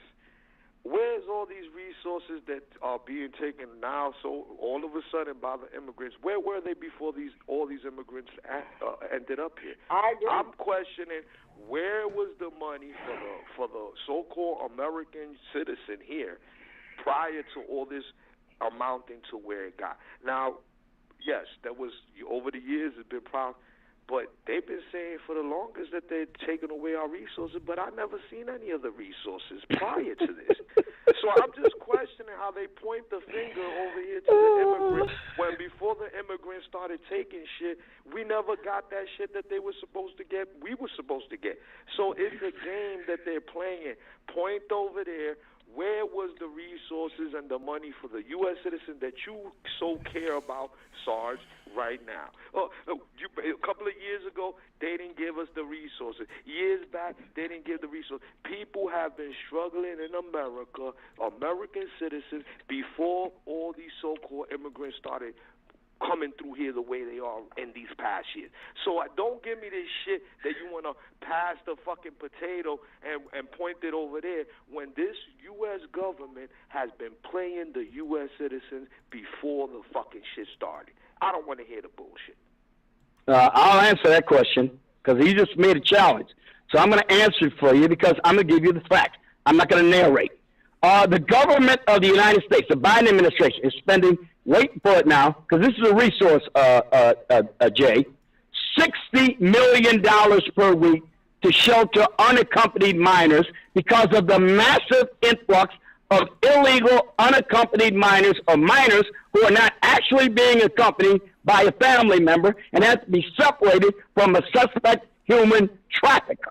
So now we are spending $60 million per week of our tax money to shelter these migrants that are not even supposed to be in the country because we should have a wall and soldiers, troops, and border patrol to even keep them from putting a foot on this country unless they go through the proper legal procedure. That's a resource for you, Jay. $60 million a week. Now add up, multiply 60 million times 52 weeks a year. Answer the question, sir. Do you believe that $60 million a week is a resource that's being taken from the American people? Answer me, yes or no? No. How are you going to answer my You're avoiding the question. I got my answer. No. You answered my question with a question? No, I didn't. No, I didn't. I told you about resources. You asked about resources, and I told you. No, you're not going to play around with this. I'm not playing, nigga. I I just told your goddamn ass. Okay. Calm down. Please calm down. Before the 60 million. How the fuck am I playing with you? And I'm telling you about the resources. Ken, what the fuck? Again, I'm gonna say it again. This man is a fool. Hold on. They pulled the 60 million from somewhere, right? You said the taxes. Where was that? No, that's Jesus Christ. Sarge, don't play games. Oh man, I can't believe this. Hold on. They were able to scramble 60 million, like you said, a day in resources, right? I'm asking you, where was that money prior to all this shit happening? That you say that they care about the citizen. If they were taking, why prior to Biden, they've been taking away resources from the U.S. citizen to plunge into flood into the immigration shit?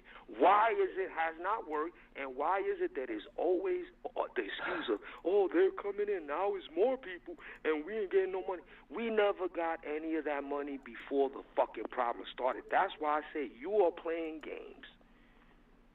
I'm playing games. You ignored everything I just said. He ignored everything I just said. Hold on, Sergeant. I'm the one playing games, and he just ignored everything I just said. Okay, can you please calm down? Lisa got something to say, so can you please allow He didn't even respond to it.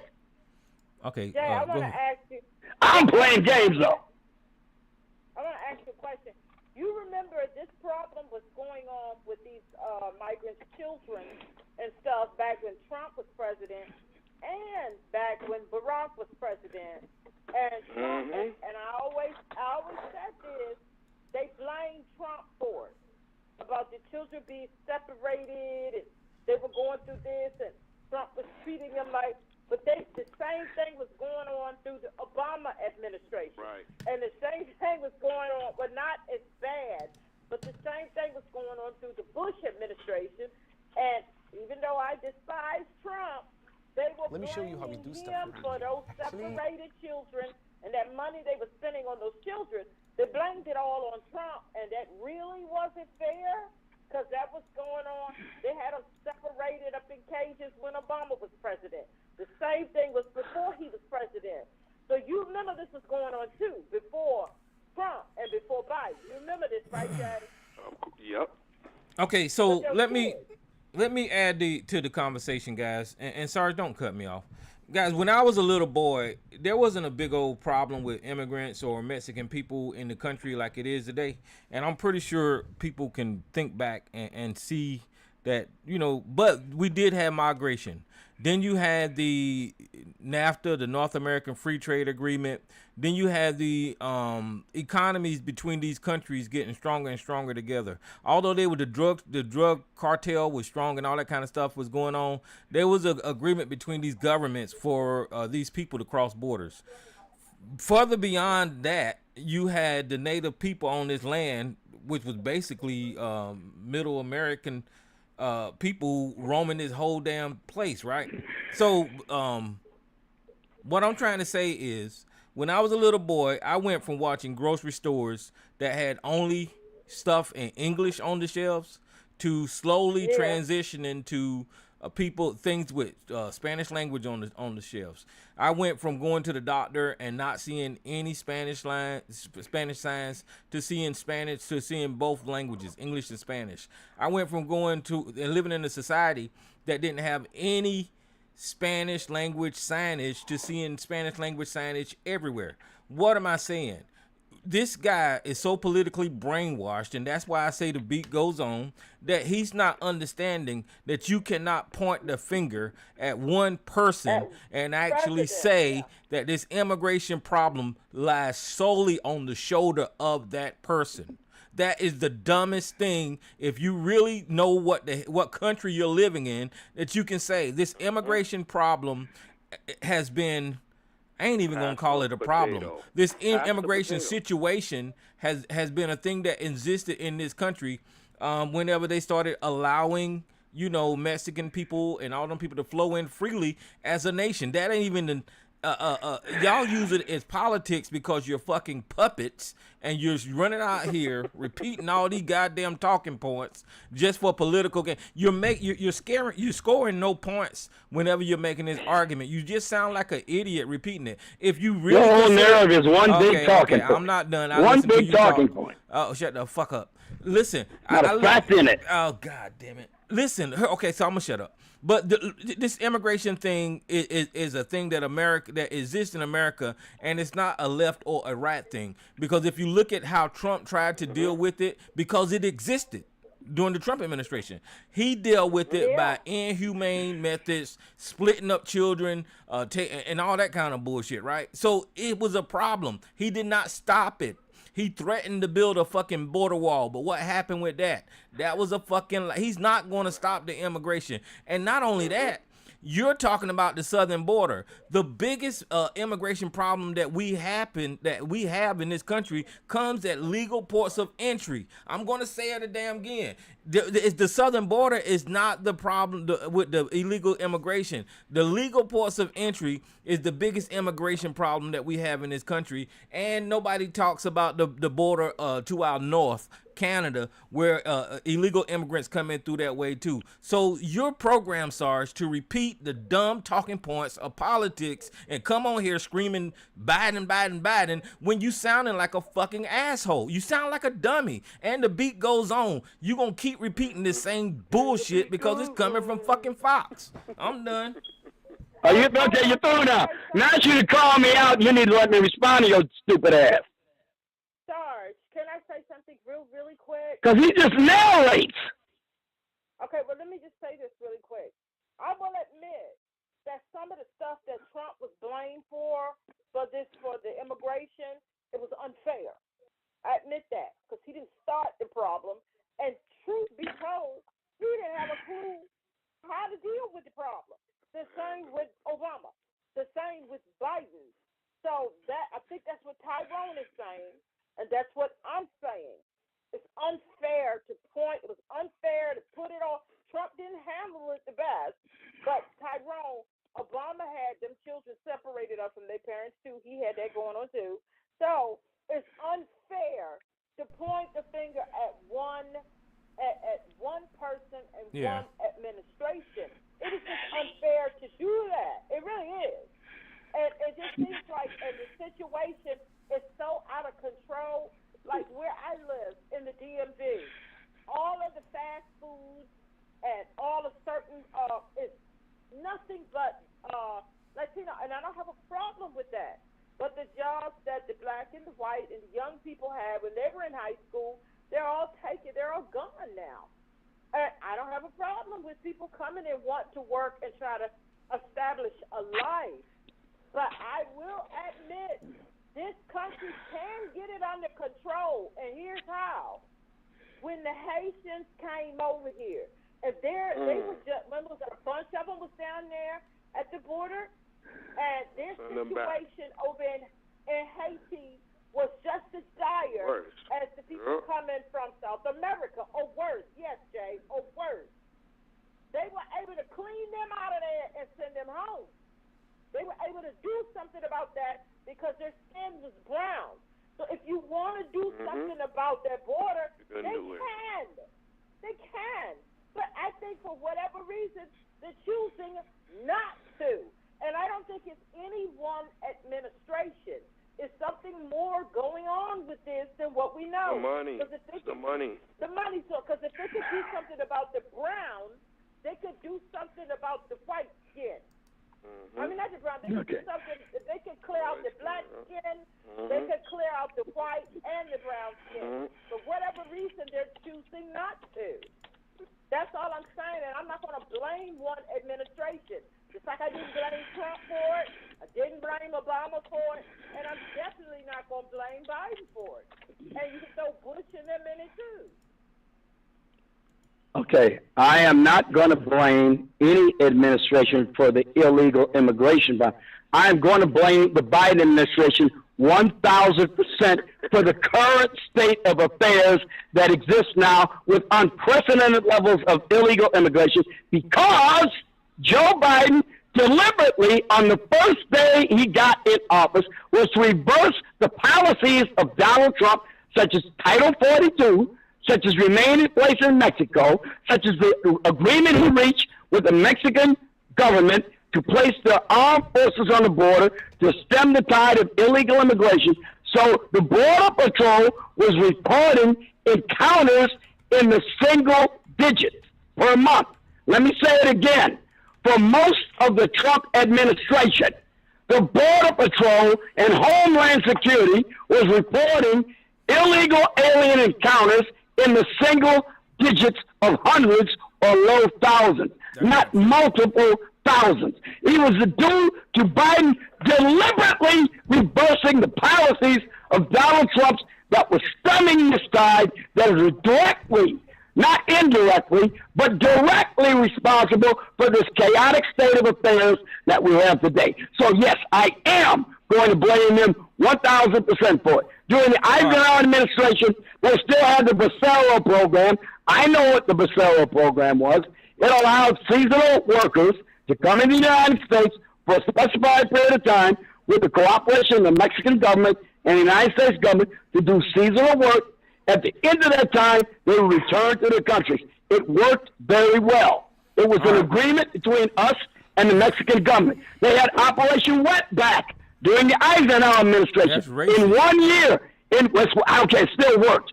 In 1 year, the Eisenhower administration deported 1 million or more illegal aliens because they had the cooperation of local and state officials. This can be done. It should be done, but because we've been so corrupted, we've got so many anti-American people here, these motherfuckers have enabled this situation to go on, and they want it to continue. And stop pretending as though there's any sort of equivalence between what Trump did on the border and what Biden is doing to wreck it now. There is none. Okay, hold on, Jay and Sarge. There's an unknown caller here. Who is this? This is the East Coast. Hey, what's up, East Coast? How you doing, man? But let me say this right here. When Sarge responded that the current state of affairs belong to Biden, which means he ain't heard a thing that Jay said, Elisa said, or I said, because what we're talking about, the current state of affairs that exist had to be compounded over the years to exist in the state that it does. So what he's doing is he is ignoring the entire history of immigration at the southern border, and he's trying to say it's just the worst it's ever been right now. That's just not true. Like Jay alluded to, is that people have been claiming that their jobs have been taken for years and all that kind of stuff, and it wasn't just this administration and all of that stuff that you said that Donald Trump did to the border to curtail the migrant crisis or whatever. You were the one that called into this damn talk show screaming that there's a caravan under the damn Trump administration. You and Fox, there's a caravan of migrants coming. We need the border wall because they're coming over the border. That's what the fuck you did, Sarge. So listen, stop with there's only 10 people that passed up under the Trump administration. But go ahead, East Coast. I didn't say that, you're a lying bastard. Go ahead, East Coast. You better give me a chance to respond to you, lying motherfucker. I didn't say no such goddamn thing. Okay, go ahead. Okay. Thank you, Tyrone, for your platform, and Alicia being the host on Thursdays. We're coming to the end of 2023. So basically, this is the last show of the year. And this is how East Coast sees it, being seniors. Sarge, there's a certain decorum, and I believe the seniors should lead the way. We've told you that your mic is. Well, you better not count on me, then. Hold on, Sarge. Damn. Wait a minute, Sarge. This is. I'm just saying, whether you think so or not, don't count on me to do it. Sarge. I'm telling you, Sarge. That well, I'm not playing that game. Okay, until people here get on it. Can we please hear what the man said? I'm not going to be able to talk. So God, it's on me now. Jesus. Is that we can have disagreements, as Tyrone says, but the name calling people out of their names, screaming at the top of your voice. That's just Well, no he way does to it. conduct Well, he business. does it. No, he does not. Yes, he did. He called me a dumbass, among other things. Oh, were you not listening? Okay, he does that. I mean, you don't listen very good, do you? The things you don't want to hear. Stop cutting him off. Let him finish. You can respond to him. Jesus. Now, Well, I wish he'd stop saying things like that. It's like he can't hear. Sarge, if we could all raise our hands, we would say, "Your Well, tell him stop calling me names then. Well, Tyrone, stop. All right, I'll stop calling you names. There Okay. you go. Now, Sarge, since he's going to stop calling you names, that means that He won't stop either, but we'll see. Let me finish, Sarge. That means that you need to lower your volume, and we treat each other respectfully. Oh, gee, that's nice, yeah. Kumbaya. To be like the country. No, I don't. Kumbaya, kumbaya. Let's all hold hands and love each other. And I'm finished with you, Sarge. Oh, please, especially you, Miss Lady. That goes 10 times for you. Hold on. On this show. You solipsistic dummy. Okay, well, hold on. Wait. Before we get into that, everybody hush. Sorry, do not call Miss Lady the B word. Do not do that. Oh, I will call. She's a solipsistic dummy. That's good enough for me. But what I'm trying to tell you right now is before that even elevates to that level, I ain't trying to hear that on that show tonight because y'all make me go cut it off. And now I'm pretty sure everybody wants to participate in this show. So don't do that, okay? So let East Coast finish and then let Miss Lady go. Go ahead, East Coast. Now, back to the immigration thing. I've listened to a couple of shows. Thank you, Tyrone. Mm-hmm. I listened to a couple of shows. The white knight came in again. Y'all don't do that. Let him. Ken, you're throwing me off my beat. I think that's what you like doing, Sarge. But in this program, they were addressing the immigrants. And there was a Wharton Business School professor that did a study, and they said that these immigrants, and he put a cost value to it. It was like $1,800 a person. That's what is costing the government. But he said in the second and third generation in return, the government is getting this much more back. So there is acknowledgement that there's a cost to having them over here. But I want you to think about this. In that we should already be in a recession. This is what the media told us. Everything was going to be going downhill. But in reverse, things seem to be getting better. In metropolitan areas, people are changing jobs, multiple jobs. I've seen it for myself, Sarge. So you can't tell me what I haven't seen with my eyes. Where I am, they're able to get jobs and quit one job and go into the other. All right? So in certain pockets in this country, they're doing well right now. So and you have to think about it. Something though when you finish, because I take exception to taking care of all these illegals that haven't paid one penny in taxes. I haven't finished yet. Let me finish this, lady. Let me finish. So what I'm saying is that along with there's a cost. The government, the way the economy works is based on consumption. So people spending money. You remember when they gave us the money during the pandemic, they wanted you to spend that money. And the complaint was that the people who had money would just put it in the bank. The government had to have money circulating.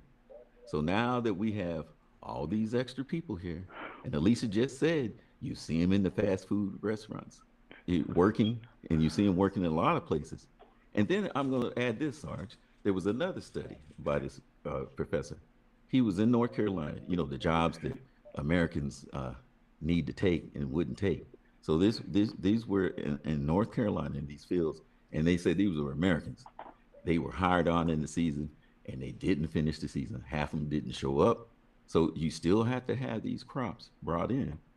And so you have to look at if we were supposed to be in a recession, we got all these people coming across the border, and I don't see them on the corners with where I am with the handout, looking for you know how when you drive up on the stop light and you'll see a bunch of different people.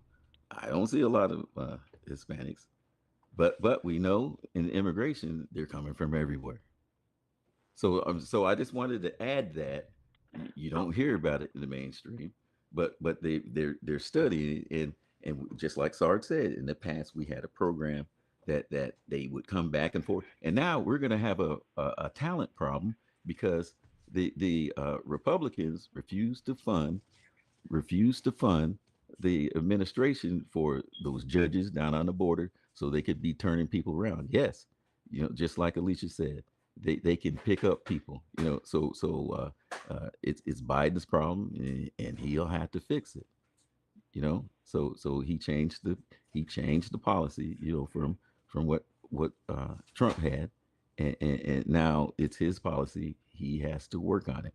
But you can't have people sabotage it. It was just like with the health bill. You can have your own doctor. The Republicans sabotaged that. It was set up that way. So I'm just saying, for every step of the way, that when we try to get progress going, we're held behind. So that's all I had to say, Miss Lady. Wascally Republicans.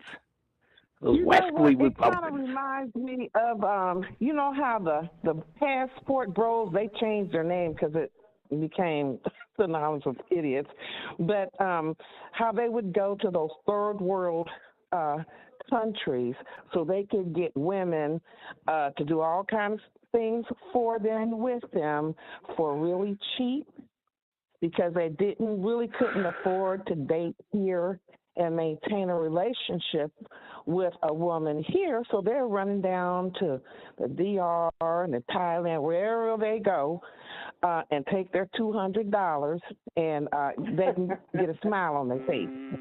Okay? So it kind of reminds me of the illegal immigrants who they used to do that farming work, and they said picking those strawberries, they used to call that the fruit of the devil, because it was so pesticide ridden, and I know their babies ended up having a lot of defects. But anyway, so they're paying them little nothing. They used to have horrible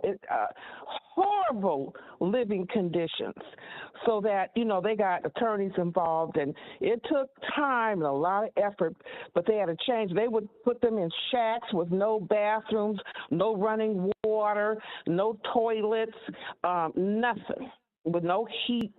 It was just horrible how those illegals were treated, but they got them cheap. They were desperate people. So now that the cost of living is so high in this country, especially in the cities, and a minimum wage for most Americans is not a living wage. So now you get the illegal immigrants to come in there and see they're sleeping in cars, or they will have a studio or one-bedroom apartment, and 10 of them will be sleeping right next to each other on the floor in sleeping bags. That's how. So it's really not. It's not. They're not paying the Americans here living wage. You want to get the cheapest. You want to get labor for the cheapest cost possible. It's all inhumane. Boils down about the money. Yeah, that's what I say. It all boils down to the money. About if the America money. really cares about Americans, why is it, Sarge? Again, you say, oh, well, it's Biden and it led up to this. I'm asking you, where is all this money that they spend on these immigrants before the immigrants got here? Why they didn't spend that money on the U.S. citizens? Why are they accepting people to do cheap labor? Why? Sister Lisa said that she's seeing the fast food industry full of, I don't know if they're immigrants or they're, American citizens that are Latin. But if they're immigrants, then why the corporations that are fast food chains, that are big corporations, why are they not getting ticketed? Why is it that the meat industry here in America is hiring immigrants and they have not did nothing? And the inspectors, there was a man that spoke that this country does not want to tap into it because it can't afford it, or it says it can't afford it. They don't want to spend the money. Most of these corporations do not want to pay the American that you say they love so much the wage. Like they say, don't call me your brother. Show me you my brother. So just because you say something, oh, we love Americans, these immigrants, they're taking our jobs. But you never gave the American citizen a job before that immigrant came here to give you a problem. So that's what I'm saying. Americans need to wake up, and then the ones that are hiring them, stop BSing the people around. You don't really care about Americans. Well, you care about your green dollar. Well, it's I want to point out that these people don't realize that only thing they're doing is repeating political talking points, and a real conversation can't be had because that's all they're doing. If you want to talk about the immigration problem, there are real good conversation that we can have about it. But if you just keep pointing at Biden and saying it's Biden's fault, there ain't no conversation to be had with that shit. You know, it's just stupid. And Tyrone, let me add and piggyback on something that Jay said. It's not just the fast food; it's a lot of companies that they want this cheap labor because they have no intentions on paying a living wage, and that helps them, the people who own it, the CEOs, and other people to make they're more richer, and then the government, both sides of the aisle, they turn around and they give them tax breaks. Turn their face, yep. Get that money. They give them tax breaks. But when the American citizens say we want the child care tax, hey, give us a little 20% off of our student loans. We're going to school to help to better the country and the work industry. No, can't do that. You don't have the money for that. So it's not just the administration. It's a whole host of things working here. A whole host of things that's working here.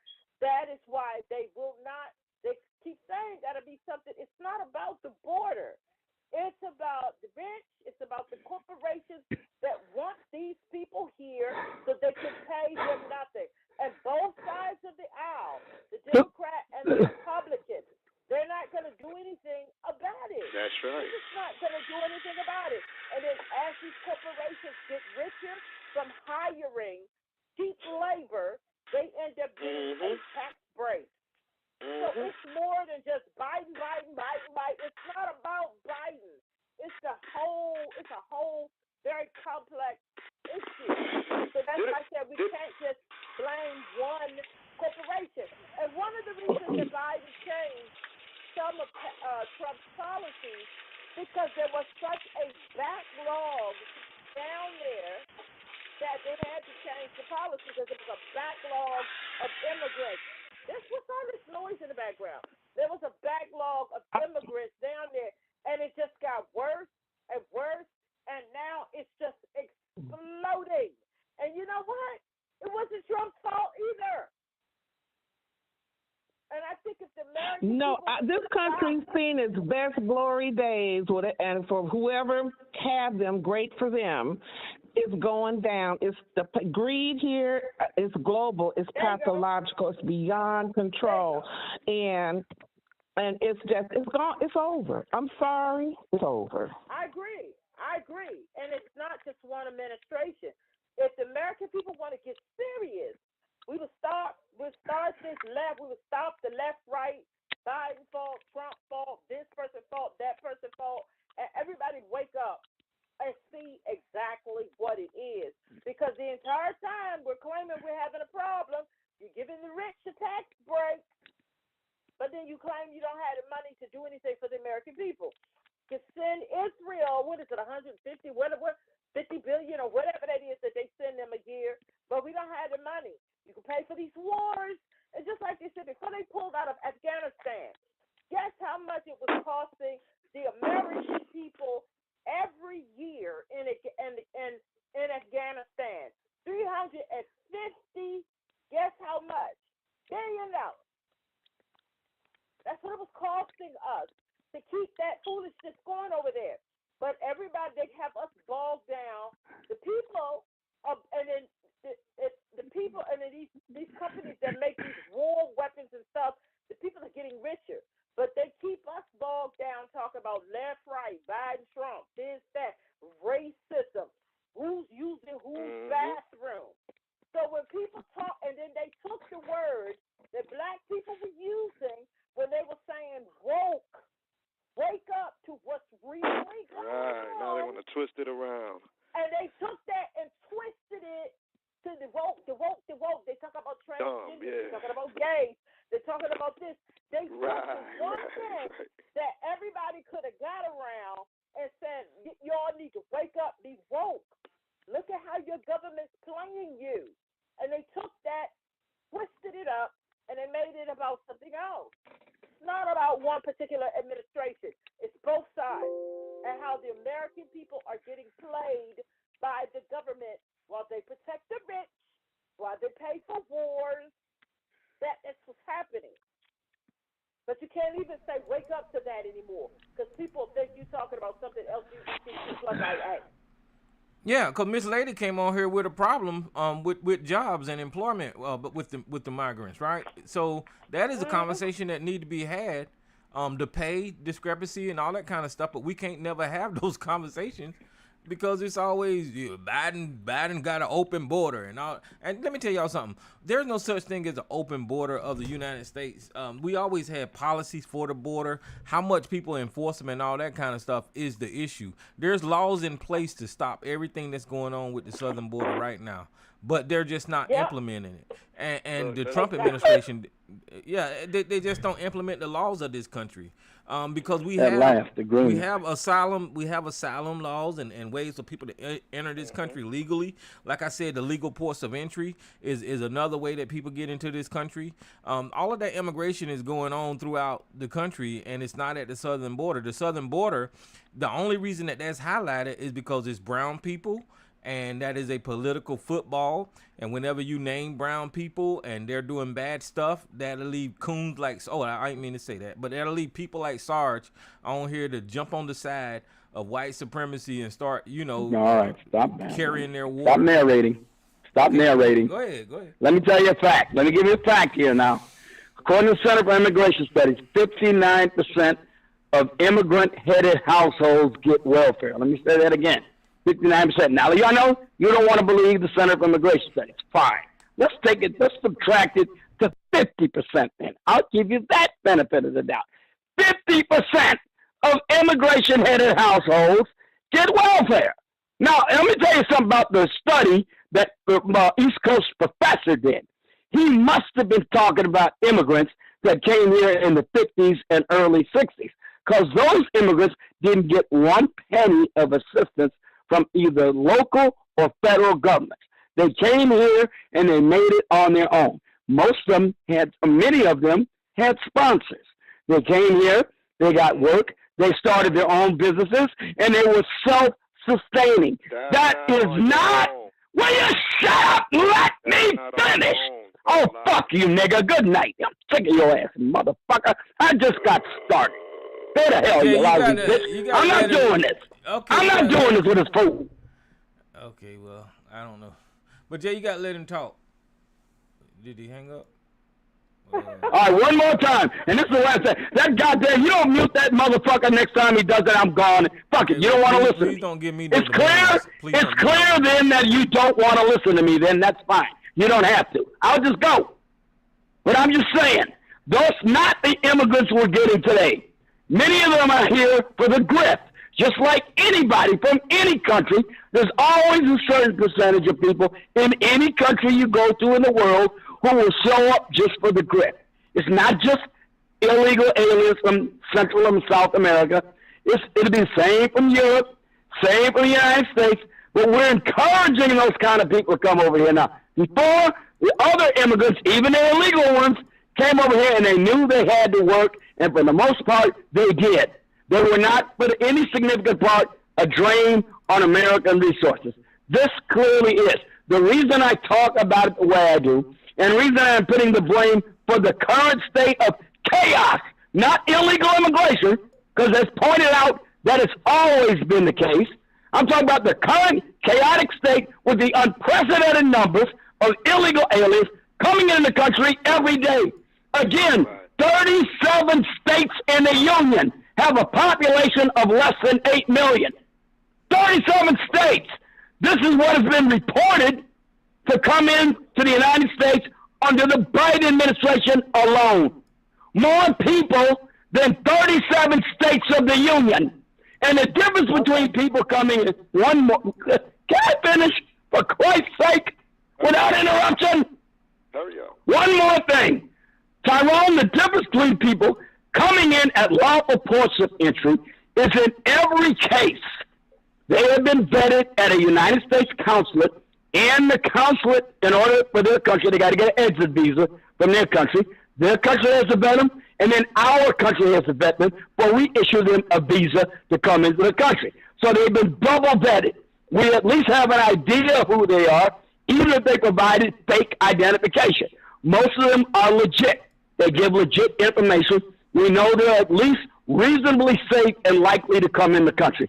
We don't know anything about most of these people being processed by the Border Control. They give them a story. Most of the time it's cock and bull, because 90% of these people, their claims for asylum are rejected by the asylum courts. They do not accept them. They give them the trial date 5 days from the day they're 5 years from the date they're processed. 90% of them don't show up for it, and the ones that do at over 90% rate are rejected in order to be deported, and then they don't get deported. All right, so check this out. Hold on. So I want to have a conversation let's not with you. pretend that the stuff in the northern border and legal ports of entry is in any way comparable to what's going on the southern border. All right, so it is comparable. Listen, illegal immigration. Okay, illegal immigration is illegal immigration. Period. So what you're telling me now? Not if you got a visa, it's not. I want to say. How can it be illegal when you go? Sarge, can I please say what I got to say, guys? Once your visa runs out because it has the expiration date, you're illegal. Period. There is no even question about that. So what Sarge just told us is that he don't have a problem with illegal immigrants. These visas do not last forever, Sarge. You should fucking know that. Once you came over here on a work visa or a school visa or whatever the fuck visa you over here on, and that date runs out, you're not supposed to fucking stay here. You're supposed to carry your ass back where the fuck you came from. So what you're telling me, sir, is that you don't have a problem with illegal immigration. You have a problem with those brown people that Fox News and Tucker Carlson told you to have a problem with, that's coming through the southern border only. And you're trying to justify the legal ports of entry, and they're violating the fucking United States fucking law. And you're trying to tell us that it's okay for them to be here because you vetted them. No, it's not okay for them to be here. They're supposed to get the fuck out, just like, you know, these people that you're arguing about. So stop it. You so let me can't get this straight, man. So when you say can you shut up? You can't speak. Are we going to have a conversation? You're going to act like an asshole. Yeah. What are you going to do? I opened the mic because I thought you was silent, but you're not. But no, I got something to respond to what you said. I thought this was a conversation. Respond. All right, okay. So you're saying that a person who has never been vetted, not doubly vetted, like person with an expired visa, is just the same as someone who let the visa expire. And by the way, I think, but wait a minute. When you fucking finish, by the way, I think both parties are equally liable to be deported. The problem is there is no interior enforcement for any type of illegal. That's a lie. That's a lie. Except unless they've been convicted of a felony. Hold on. No. Let's clarify some things. This is not opinion. And let me go after Jay because you just said some crazy shit. Go ahead. Right? So, no, I want to go to the immigration thing last, and I'm going to go to minimum wage and welfare. But immigration, first of all, unless they snuck through the border and they didn't get caught, right? Like you said, that they're getting vetted or they're not getting vetted. Sarge, anybody that comes in this country that's not from this country, they're going to get picture ID'd, and they're going to get fingerprinted, and they're going to be put into a system, right? And they're going to be profiled. So what's going to happen is if they don't have no ID at that moment, they're going to get an ID, right? They're going to get vetted. They're going to ask them a bunch of questions. They're going to have their fingerprints. They're going to have their pictures. They're going to try to get as much information as possible.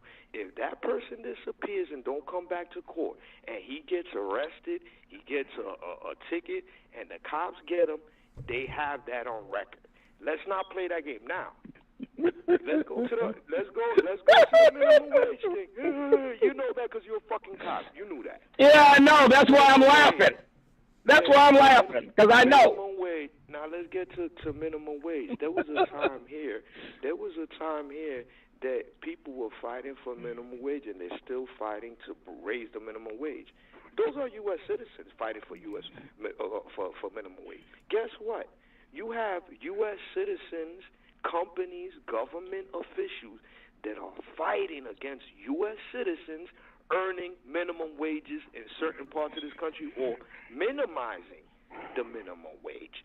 So there's the love for America right there. You love Americans, you want them to be paid fairly, but now they want minimum wages to go up so they could live and sustain themselves.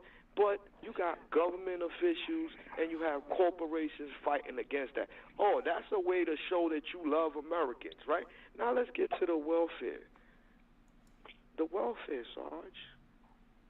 When people in America, U.S. citizens, are getting welfare, a lot of pushback, a lot of government officials are fighting U.S. citizens to get welfare and get help. So who are we? Who's the invisible person that you care about? Because it surely ain't the black person, the black American here in America. Maybe the white American. I'm trying to figure out who is it that you so concerned about? Because again, the white man or the people that control the government over the years, including Obama, has not gave a check to the American citizens and said, you know what, instead of us spending this money on immigration, we're going to take this money and we're going to put it back into the people. You've been going administration over administration where they could have been done something for the U.S. citizens and wanted to give them jobs and they don't have to struggle. There should be no homelessness for a U.S. citizen. We talking about military people that's homeless. They got mental issues, all type of shit happening here in the United States of America where the U.S. citizen is not getting the services it deserves. But yet you want to point the immigrant. So now the immigrant is coming, so you're saying, oh, no, they're taking away the welfare or they're taking away the jobs. The jobs that you never gave them before the immigrant got there, the services that you never gave before that immigrant got here.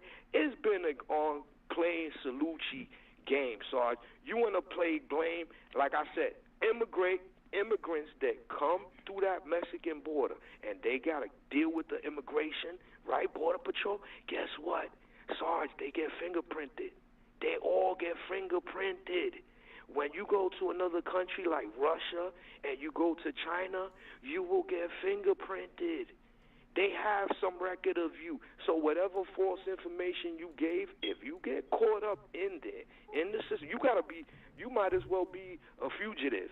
Because if you are found and if you get arrested by any chance, ticket, your shit's going to pop up, immigration is going to come get your ass. Bottom line. Hey, let's not play that game. Let me say this right here. Sarge was saying that the immigration that come through the legal ports of entry is recorded. They got addresses, and we know who they are, right? But if that's the case and immigration was a problem, since we have name and addresses and can locate them, why aren't we removing these people from the country? Why are they staying here? Why are these people who's coming in here that we know who they are? Of course, according to Sarge, if they come across the southern border, they're crawling through mud and tunnels and all this kind of shit. We can't find them people, but we can find the people that come here through legal ports of entry. There's a reason why we're not deporting these people. Think about that, guys. And I got the food stamps. I got the food stamp and SNAP information on the screen here, and you can see that the white Americans receive the majority of these benefits. They just do, Sarge, and the Hispanics receive less than black people and white people. So I don't know what your fucking argument is here. But go ahead, Elisa. Well, like I said, reason logic is not your strong suit. Elisa talk, nigga. Go ahead, Elisa. No, I was just going to piggyback on because Jay made a lot of good points when he was saying American citizens were not getting this help, but we're pointing fingers at the immigrants and that they're taken away from us. I just heard last week In a lot of the southern states, American children lost their health care. They lost their health care. And some of them have health issues. They lost their health care. But the immigrants can come. I know where I live in the state of Maryland, and anybody can get health care. Everybody can get health care. And just like I said, a lot of, what's this noise in the background? Oh, anybody can get health care. And like some of my friends who work for social services, they said they're bursting at the seams with the immigrants getting health care.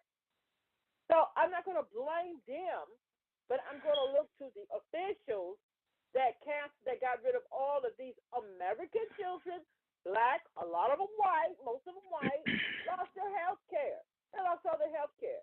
So it's not the immigrants' fault.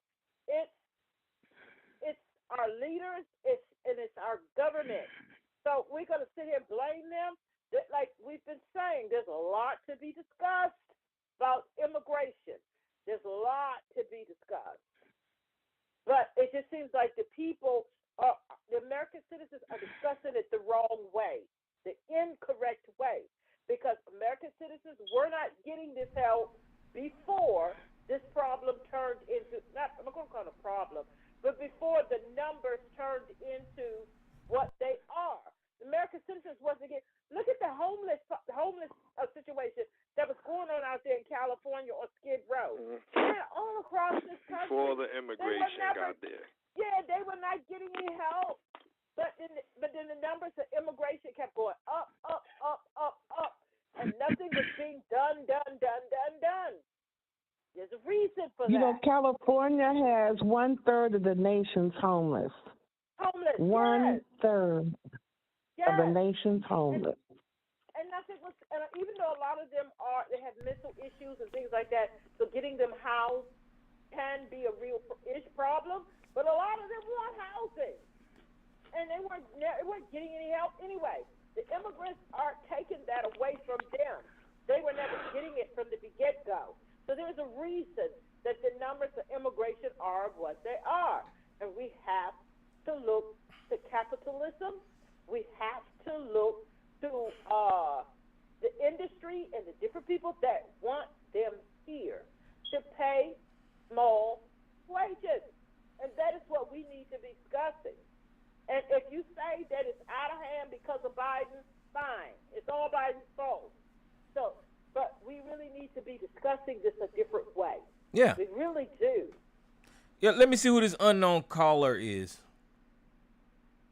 Yes. Hello, everybody. How are you doing? Hey, what's up, Joe? Let me just say this right here because y'all brought up homeless, and that's something near and dear to my heart. Now, I don't like homeless Americans, but I think those are homeless Americans and not homeless immigrants. And you can see how much America care for its own citizens. And it's just crazy. But go ahead, How you Joe. feel about the soldiers, though, real quick? How do you feel about American soldiers that fought for this country that's from Vietnam, it's from the 70s up to now? Living on the street. Listen, yeah, I'm glad you said that too, because there should be, I don't care what you say and how much you talk about handouts, there should be revenue for those guys. There should be a path whenever you fall on bad times and you went and took a bullet or bullets were shooting over your head, or if you just went over and fought, there should be some type of way that you should house those people, something. They should give them something. But go ahead, Joe. And give them all the mental health help they need. Yeah. To sustain themselves. Money needs to go to that. That's right. Well, if I told my story about the VA, y'all would be like, "What the fuck?" As a matter of fact, I might start doing videos on that shit because the VA broke. They just broke. But go ahead, Joe.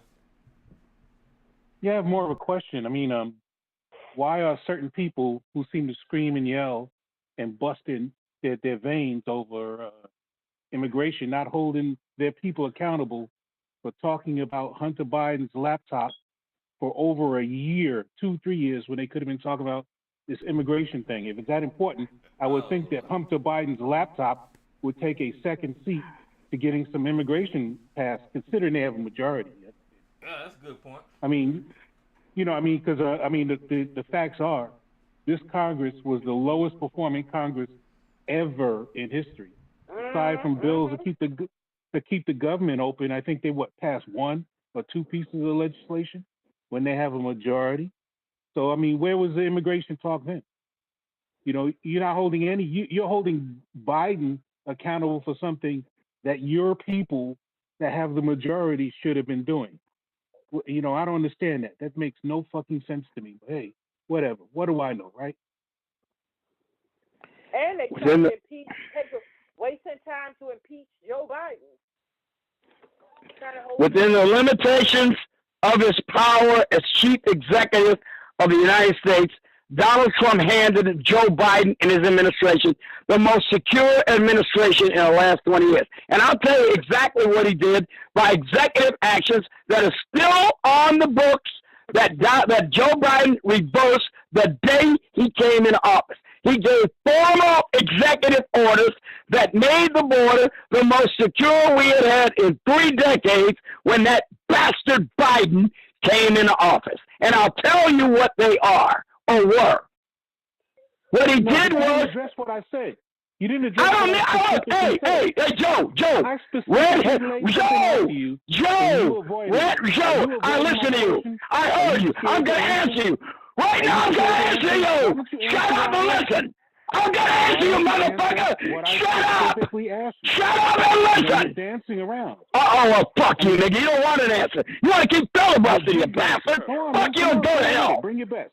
Fuck you, nigga. I ain't answering shit. Give him a baby a bib.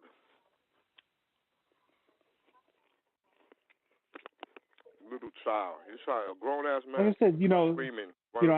All right, one more time.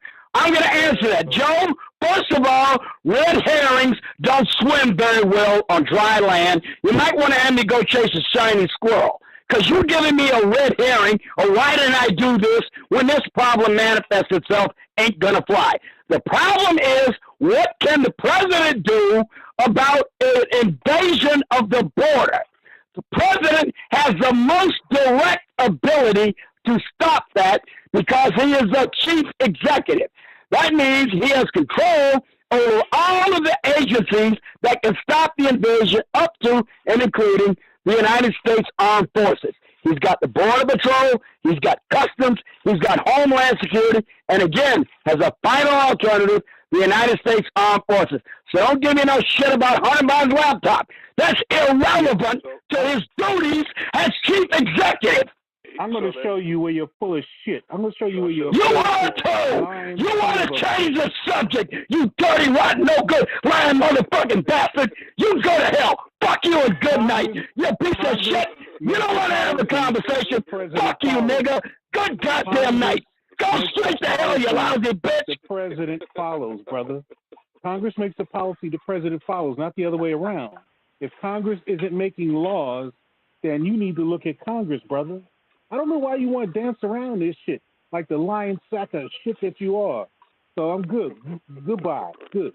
I'm glad. Lion sack of shit.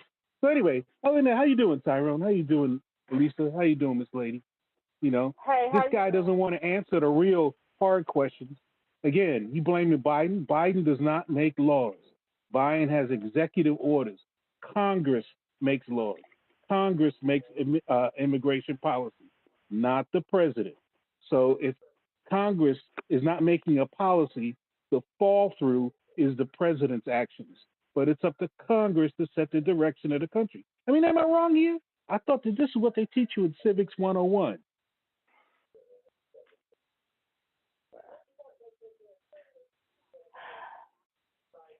That went well. You're absolutely right, Joe. That went well. Went well.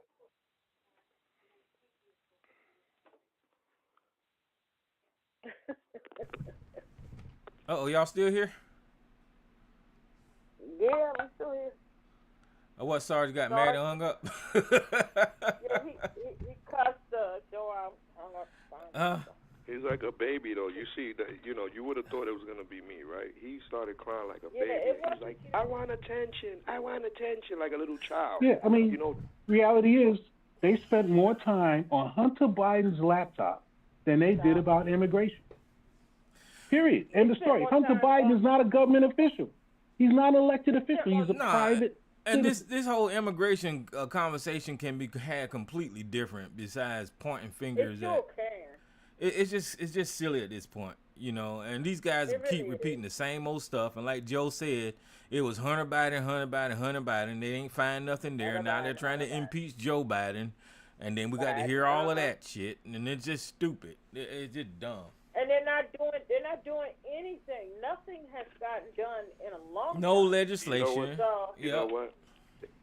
They're not going to do anything. Healthcare, zero. Tax reform, zero. They're not Court going to reform, do nothing about zero. it because they're doing They like a lot of these other countries. They haven't done anything. They haven't done anything. Nothing. Listen, And then you're going to look at Joe Biden and blame Joe Biden. And the leading candidate for president, Nikki Haley, she got out there at a town hall meeting, and somebody asked her about the Civil War and what was the cause of it, and she dodged the fact that it was over slavery, and it made her look really bad. So these people... she punched herself in the balls, man, straight up. Last time I saw somebody punch himself in the balls, that was DeSantis. And she's the one who had the freaking rebel flag removed from South Carolina. See, these people do anything to bend over backwards and pander to these racist white ass people. This is crazy. That's what she was doing, was pandering to certain particular groups. The one that works for her, the one that she knows is the popular group that's gonna get her to where they want. That's what they're going for. They feel what group is gonna work for them, and they think the only thing they have right now is that Trump, you know, a crowd, because again the old Republican, you know, guard is fading somewhat away to this new generation and some of these dumb motherfuckers that's on there. So older people, I say this, Sarge, he could cry all he wants, but again, corporations and governments allow this shit to happen. This country is greedy, but yet cheap. It's greedy, but cheap. That's greedy and cheap. Yeah, that's what's going on worldwide, right? These wars that popped up out of nowhere, these wars are keeping our eyes off of these people paying us less and taking more money out. Have y'all noticed that every damn thing is behind a paywall now, and you got to pay a monthly subscription for this and pay a monthly subscription for that? These corporations are they're just sucking money out of people, and they got us thinking about the fucking goddamn Jews and Ukraine and border walls and whatever the hell. And Gaza. Yeah, they want to talk about how people can't. Yeah, it's just crazy. That's why he got upset. He didn't really. I mean, again, I wrote these things down with the immigration because he act like people, they don't have no information. The same thing. Okay, when a person comes to a plane or a boat, there's some documentation, but you don't know if that documentation is fake too. And again, like you said, when they come into this country with whatever documentation, if they're coming through a plane, right?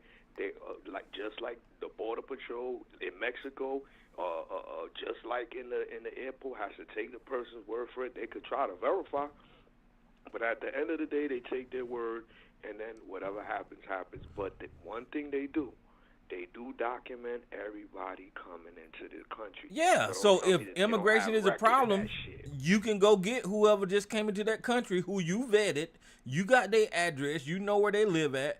If immigration was a problem, we'll be talking about how many people that came over through legal ports of entry that they done turned around and sent home. But they're not doing that. Who's this unknown caller? Peace, everybody. What's peace, up, mama boy? What's going on? All right, happy holidays, man. You enjoying the holidays? Yeah. Hopefully you enjoying your family, man. Oh yeah. Yeah. So Sarge brought up immigration, but he accused Joe of a red herring. Is that what I heard? Yeah. Yeah, he hurt my feelings, mama's boy. He really hurt my feelings. I want you to know, man. I'm sitting over here with a child crying, brother. The whole discussion of immigration is a red herring when it comes to the Republicans, because if I'm not mistaken, long before there was a Donald Trump or Barack Obama. I even think before there was a George Bush. There was a time where the Republicans had control of all three houses in the presidency. And they still couldn't agree. Not listen. It wasn't that they couldn't come up with a immigration policy, because they had about 3 or 4 at the time. And I could be checked. Please, somebody check me. One of these past administrations, I remember specifically that the Republicans couldn't agree on the immigration policy. They had a bunch of them up there, but they couldn't find one policy that all the Republicans would agree on. I don't know if you're talking about the time when Ronald Reagan provided amnesty for them when they was fussing over immigration. I think that might be what I'm talking about, Tyler. Because that's what they finally settled on, and I think there was a lot of people upset with Ronald Reagan, but he provided amnesty for a lot of immigrants. Well, that's because those Republicans in the House and the Senate couldn't agree on shit, so Ronald Reagan had to grant amnesty to like 11 million damn people. It was becoming a problem for the election. Well, shit, why he didn't stop Reagan and stop all them Cubans from coming when they had that Cuban shit? Why? That's because they want immigration. They want immigration. Miami. That's right. If I could add to this, I said before, a red herring. If you really want to understand the kind of ball that people like Sarge and of his ilk and alike are doing, then you just have to simply look at the Dobbs decision, because that was a red herring for 15, 20 years. And when the dog caught the car, now they want to put the motherfucker back. It's the same shit. Immigration is bullshit. The Republicans ain't gonna never want to do nothing about it, because it's the closest thing to the cost of slavery that they could find.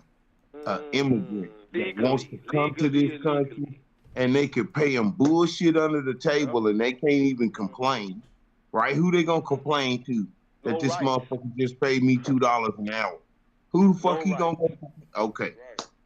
So, like I said, the white man is playing bullshit over your left eye, because the whole time he trying to get it past your right eye. And that's the way it's always gonna be. It's the way it is now. Don't believe bullshit Sarge say.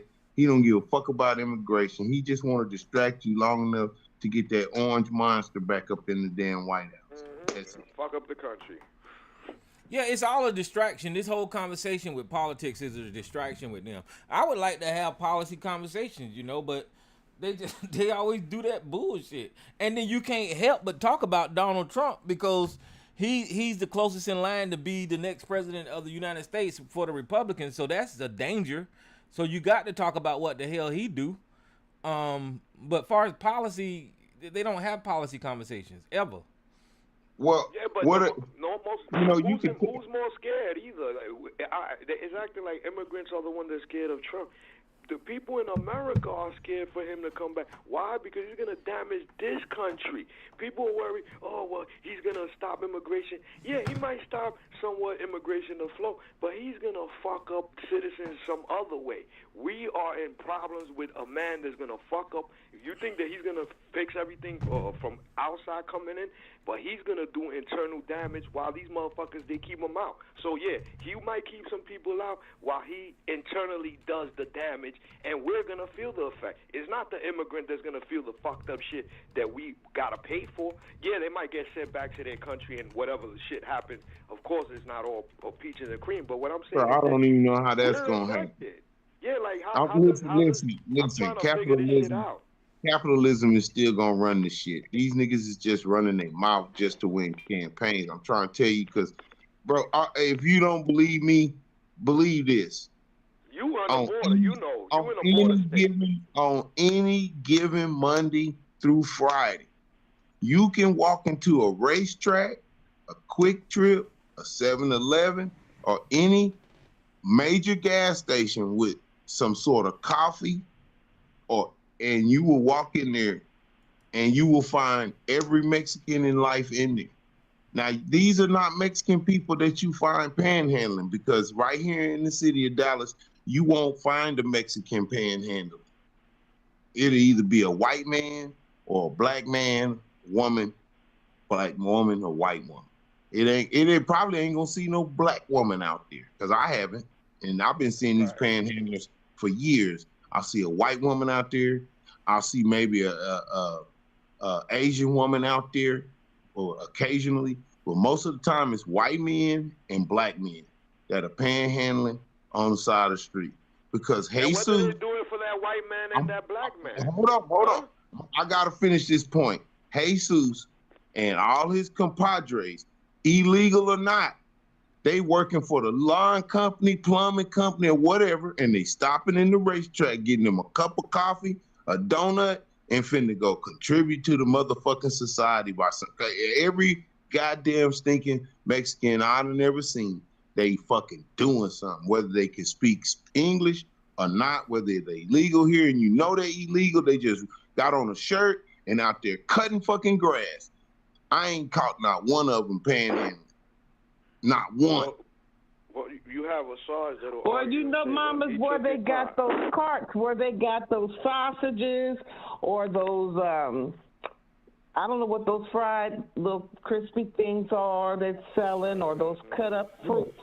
They're selling. They always doing something. They always doing something. Like I said, when I stop at Forest and Interstate 75, that is a known, probably throughout the damn nation, panhandle spot here in the D-town.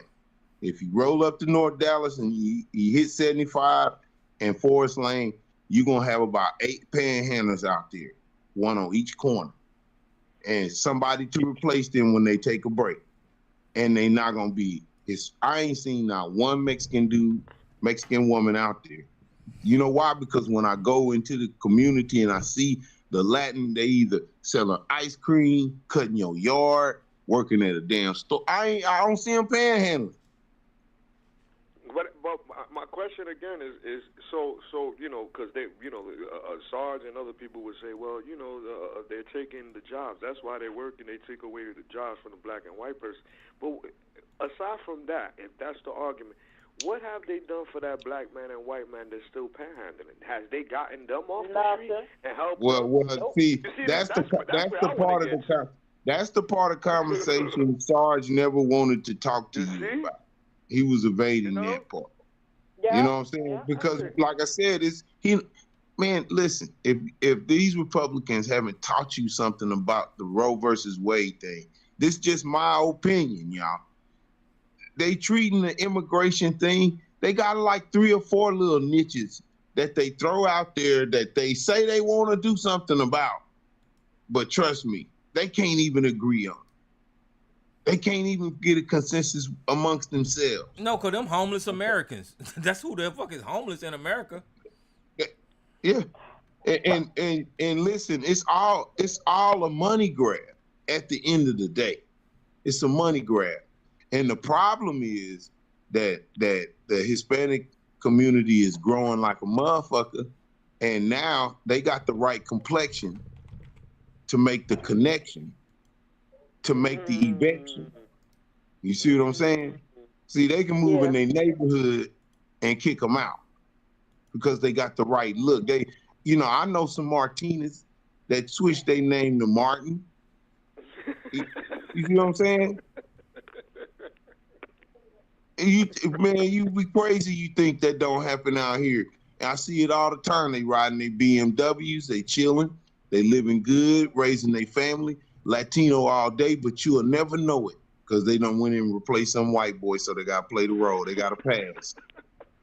They got pass. They got pass until the second generation, like the brother East Coast brought up. I watched that same little special. And you could say all you want to about the first immigrant, how much they get from the country, but their second and third generation produce so much for America. That's the reason why we still on top, you know. So it's all bullshit. It's all bullshit, Tyrone. Them motherfuckers don't want you doing nothing with no immigration. You gonna fuck up their bottom line. Exactly. It said that a lot of these people want, look, American citizens want these jobs in the cornfields. They want to, do the vineyard shit. They want to grow fruits and vegetables. Well, I don't see a large population of Americans that want to do that. But for those that want to do it, then why is it these white-owned corporation farms and meat companies and all these corporations that's hiring these cheap labor hire American citizens? I think you had it. I think you had it earlier in the Sarge debacle when you explained to him that okay, he can spout you. Sarge can spout you all the numbers in the world of apprehensions at the border, right? But he couldn't cite you one motherfucking business owner who got a ticket for hiring those illegals. Right. Couldn't find you fucking one. Yeah. But he could tell you every number that's crossed that fucking southern border. That means you doing a whole lot of looking in the wrong place for a reason. You don't want to see what the fuck on the other side. I guarantee you he don't complain when he goes to the Hilton and the Marriott and he's in a 5-star hotel and he got a Mexican cleaning his fucking all the shit after him. Huh? But see, Jay, right, the one that walks you in the room, here's your room, sir, and brings you the room service. You don't complain about that shit. You love that shit when you get the service from the white corporation hotels, but they're not cracking down on those corporation hotels. I mean, that's the question that needs to be asked. But that's what we were saying all night. We're not discussing immigration the right way. That's what we were trying to say all night. So if you want to blame Biden, fine, blame him. But now it's all his fault. He caused it all. Now let's have the real discussion about immigration. But you don't want to have that discussion. I don't want to talk about Biden. He didn't immigration is an American policy. Ain't no such thing as illegal immigration. That's a made-up word. It's been going on for years. It's been going on for years. America has been preparing for it. We've been changing signs. People bilingual in this country. The shit that's been going on. And I think that this North American agreement has something to do with migration too. Because listen, let's be for real. These people talk about borders and all that kind of stuff. This planet really don't have borders per se. Because people should be able to roam the planet freely without, they just should, because it's a planet. Don't nobody really own a border or whatever the crap. I think that's what they're doing in Europe. I mean, they got laws and all this kind of stuff, but I don't know how the hell to stop humans from moving. Just like buffaloes, they're going to run where the hell they run. But I don't know. Well, when there's a demand, because again, it's South Central America, and all these countries say, well, look, it's not as good as everybody's saying it is. Yeah, there's people that's giving them false information, but we're in an internet information age, right? So if you get the proper, you're going to do your diligence and say, listen, I'm going to make sure before I take this trek that there is a job waiting for me. Guess what? There's people telling them that, yes, some are lying, but then you got corporations that really tell the people, yeah, you get over here, I got a job for you. We're going to pay you $1 an hour, but it's better than what you getting over there, which is 10 cents an hour. They don't even tell them. J New York, you want to know how the system goes? They got one immigrant with legal papers, and they just tell them, hey, No, listen, it's beyond that. Bring them over here. It goes beyond that, mama's boy, because the biggest problem for American immigration is America itself, right? For years, we bragged about how good this country is, how great it is to live here, all over the world, inviting people to come and all that kind of bullshit. The damn plaque on the Statue of Liberty says you invites immigrants. So all this time we've been bragging about come to America. And we got years of bragging about, how great this country is. So we did this to ourselves about bragging and telling people to come to this country and how great it is, how great the education system is, how great the medical system is, how great everything is. We did this to ourselves. That's why I told you, Tyrone, the silly white man or white man wannabe is just pulling your leg. They don't want you doing nothing with that. You leave that shit alone. But we gonna make a whole lot of noise with it in order to win an election, because deep down inside, we know that our constituents are some racist motherfuckers. Yeah. And they gonna always rep they how America was stolen fair and square. Okay? And it was they daddies that did it, and they know that's the crowd they playing to. So they create a political football out of something they don't really want you to touch. Remember Mitch McConnell waving them motherfuckers off of fucking abortion long before they got that shit up to the Well, Supreme. Like, what the kicker is they really can't say nigger no more. They can't say black is the problem. So they got to have somebody to damn blame, right. and it's somebody brown now. Plus the demonize somebody. Plus the black people. Plus the black people with the CRT and the BLM, and you got to mix all that in there. Hey, look, when you need a distraction, God damn it, you pull it all out. You know what I'm saying? Mm-hmm. You pull out all the stops because it's a distraction. And if the person ain't buying it and he's still looking over in that corner like he's supposed to be, you're gonna create more of a distraction. You might even, in a Sarge's case, strip down to your butt naked, dig a hole in the ground and lay in the bottom of it. Just to distract somebody over there to look at you making a fool out of yourself so they don't see what's actually happening in that corner. Oh, yeah. So. But, guys, it's after 12 o'clock. I enjoyed tonight. Miss Elisa, Mama's Boy, Jay New York, Maze, Miss Lady, even Sarge. East Coast called in here. Yeah. So, guys, I'm going to open the lines, but I got to get out of here because I got to handle something tomorrow. Hold on, let me open I got to get out of here, too. Tyrone, let me add this. You want to know how it's such a distraction? Look at all the people the Trump people hires to work in all of his hotels, his golf courses. He's just ignoring that they're the people that he claiming he going to keep out. The distraction works. Well, no, he ain't ignoring that. He still gonna get that cheap labor, but he wants them other people that he talking to for the damn vote. He just wants to vote, and it's a distraction. The one man that you think is gonna solve it, that's all he hires, and they not even looking at that. Yep. Mama's Boy's right. The distraction. It's the distraction. It's crazy. Well, good night, guys. I will talk to y'all. Go ahead on. I'll listen when I get off the phone. And Happy New Year to everybody. Good hearing your voice, sis. Q&A session is over. All participants are unmuted. All right, y'all got about what? It look like 11 people on here, guys. So y'all can talk. And YouTube won't get ready to shut y'all down, so y'all better call in.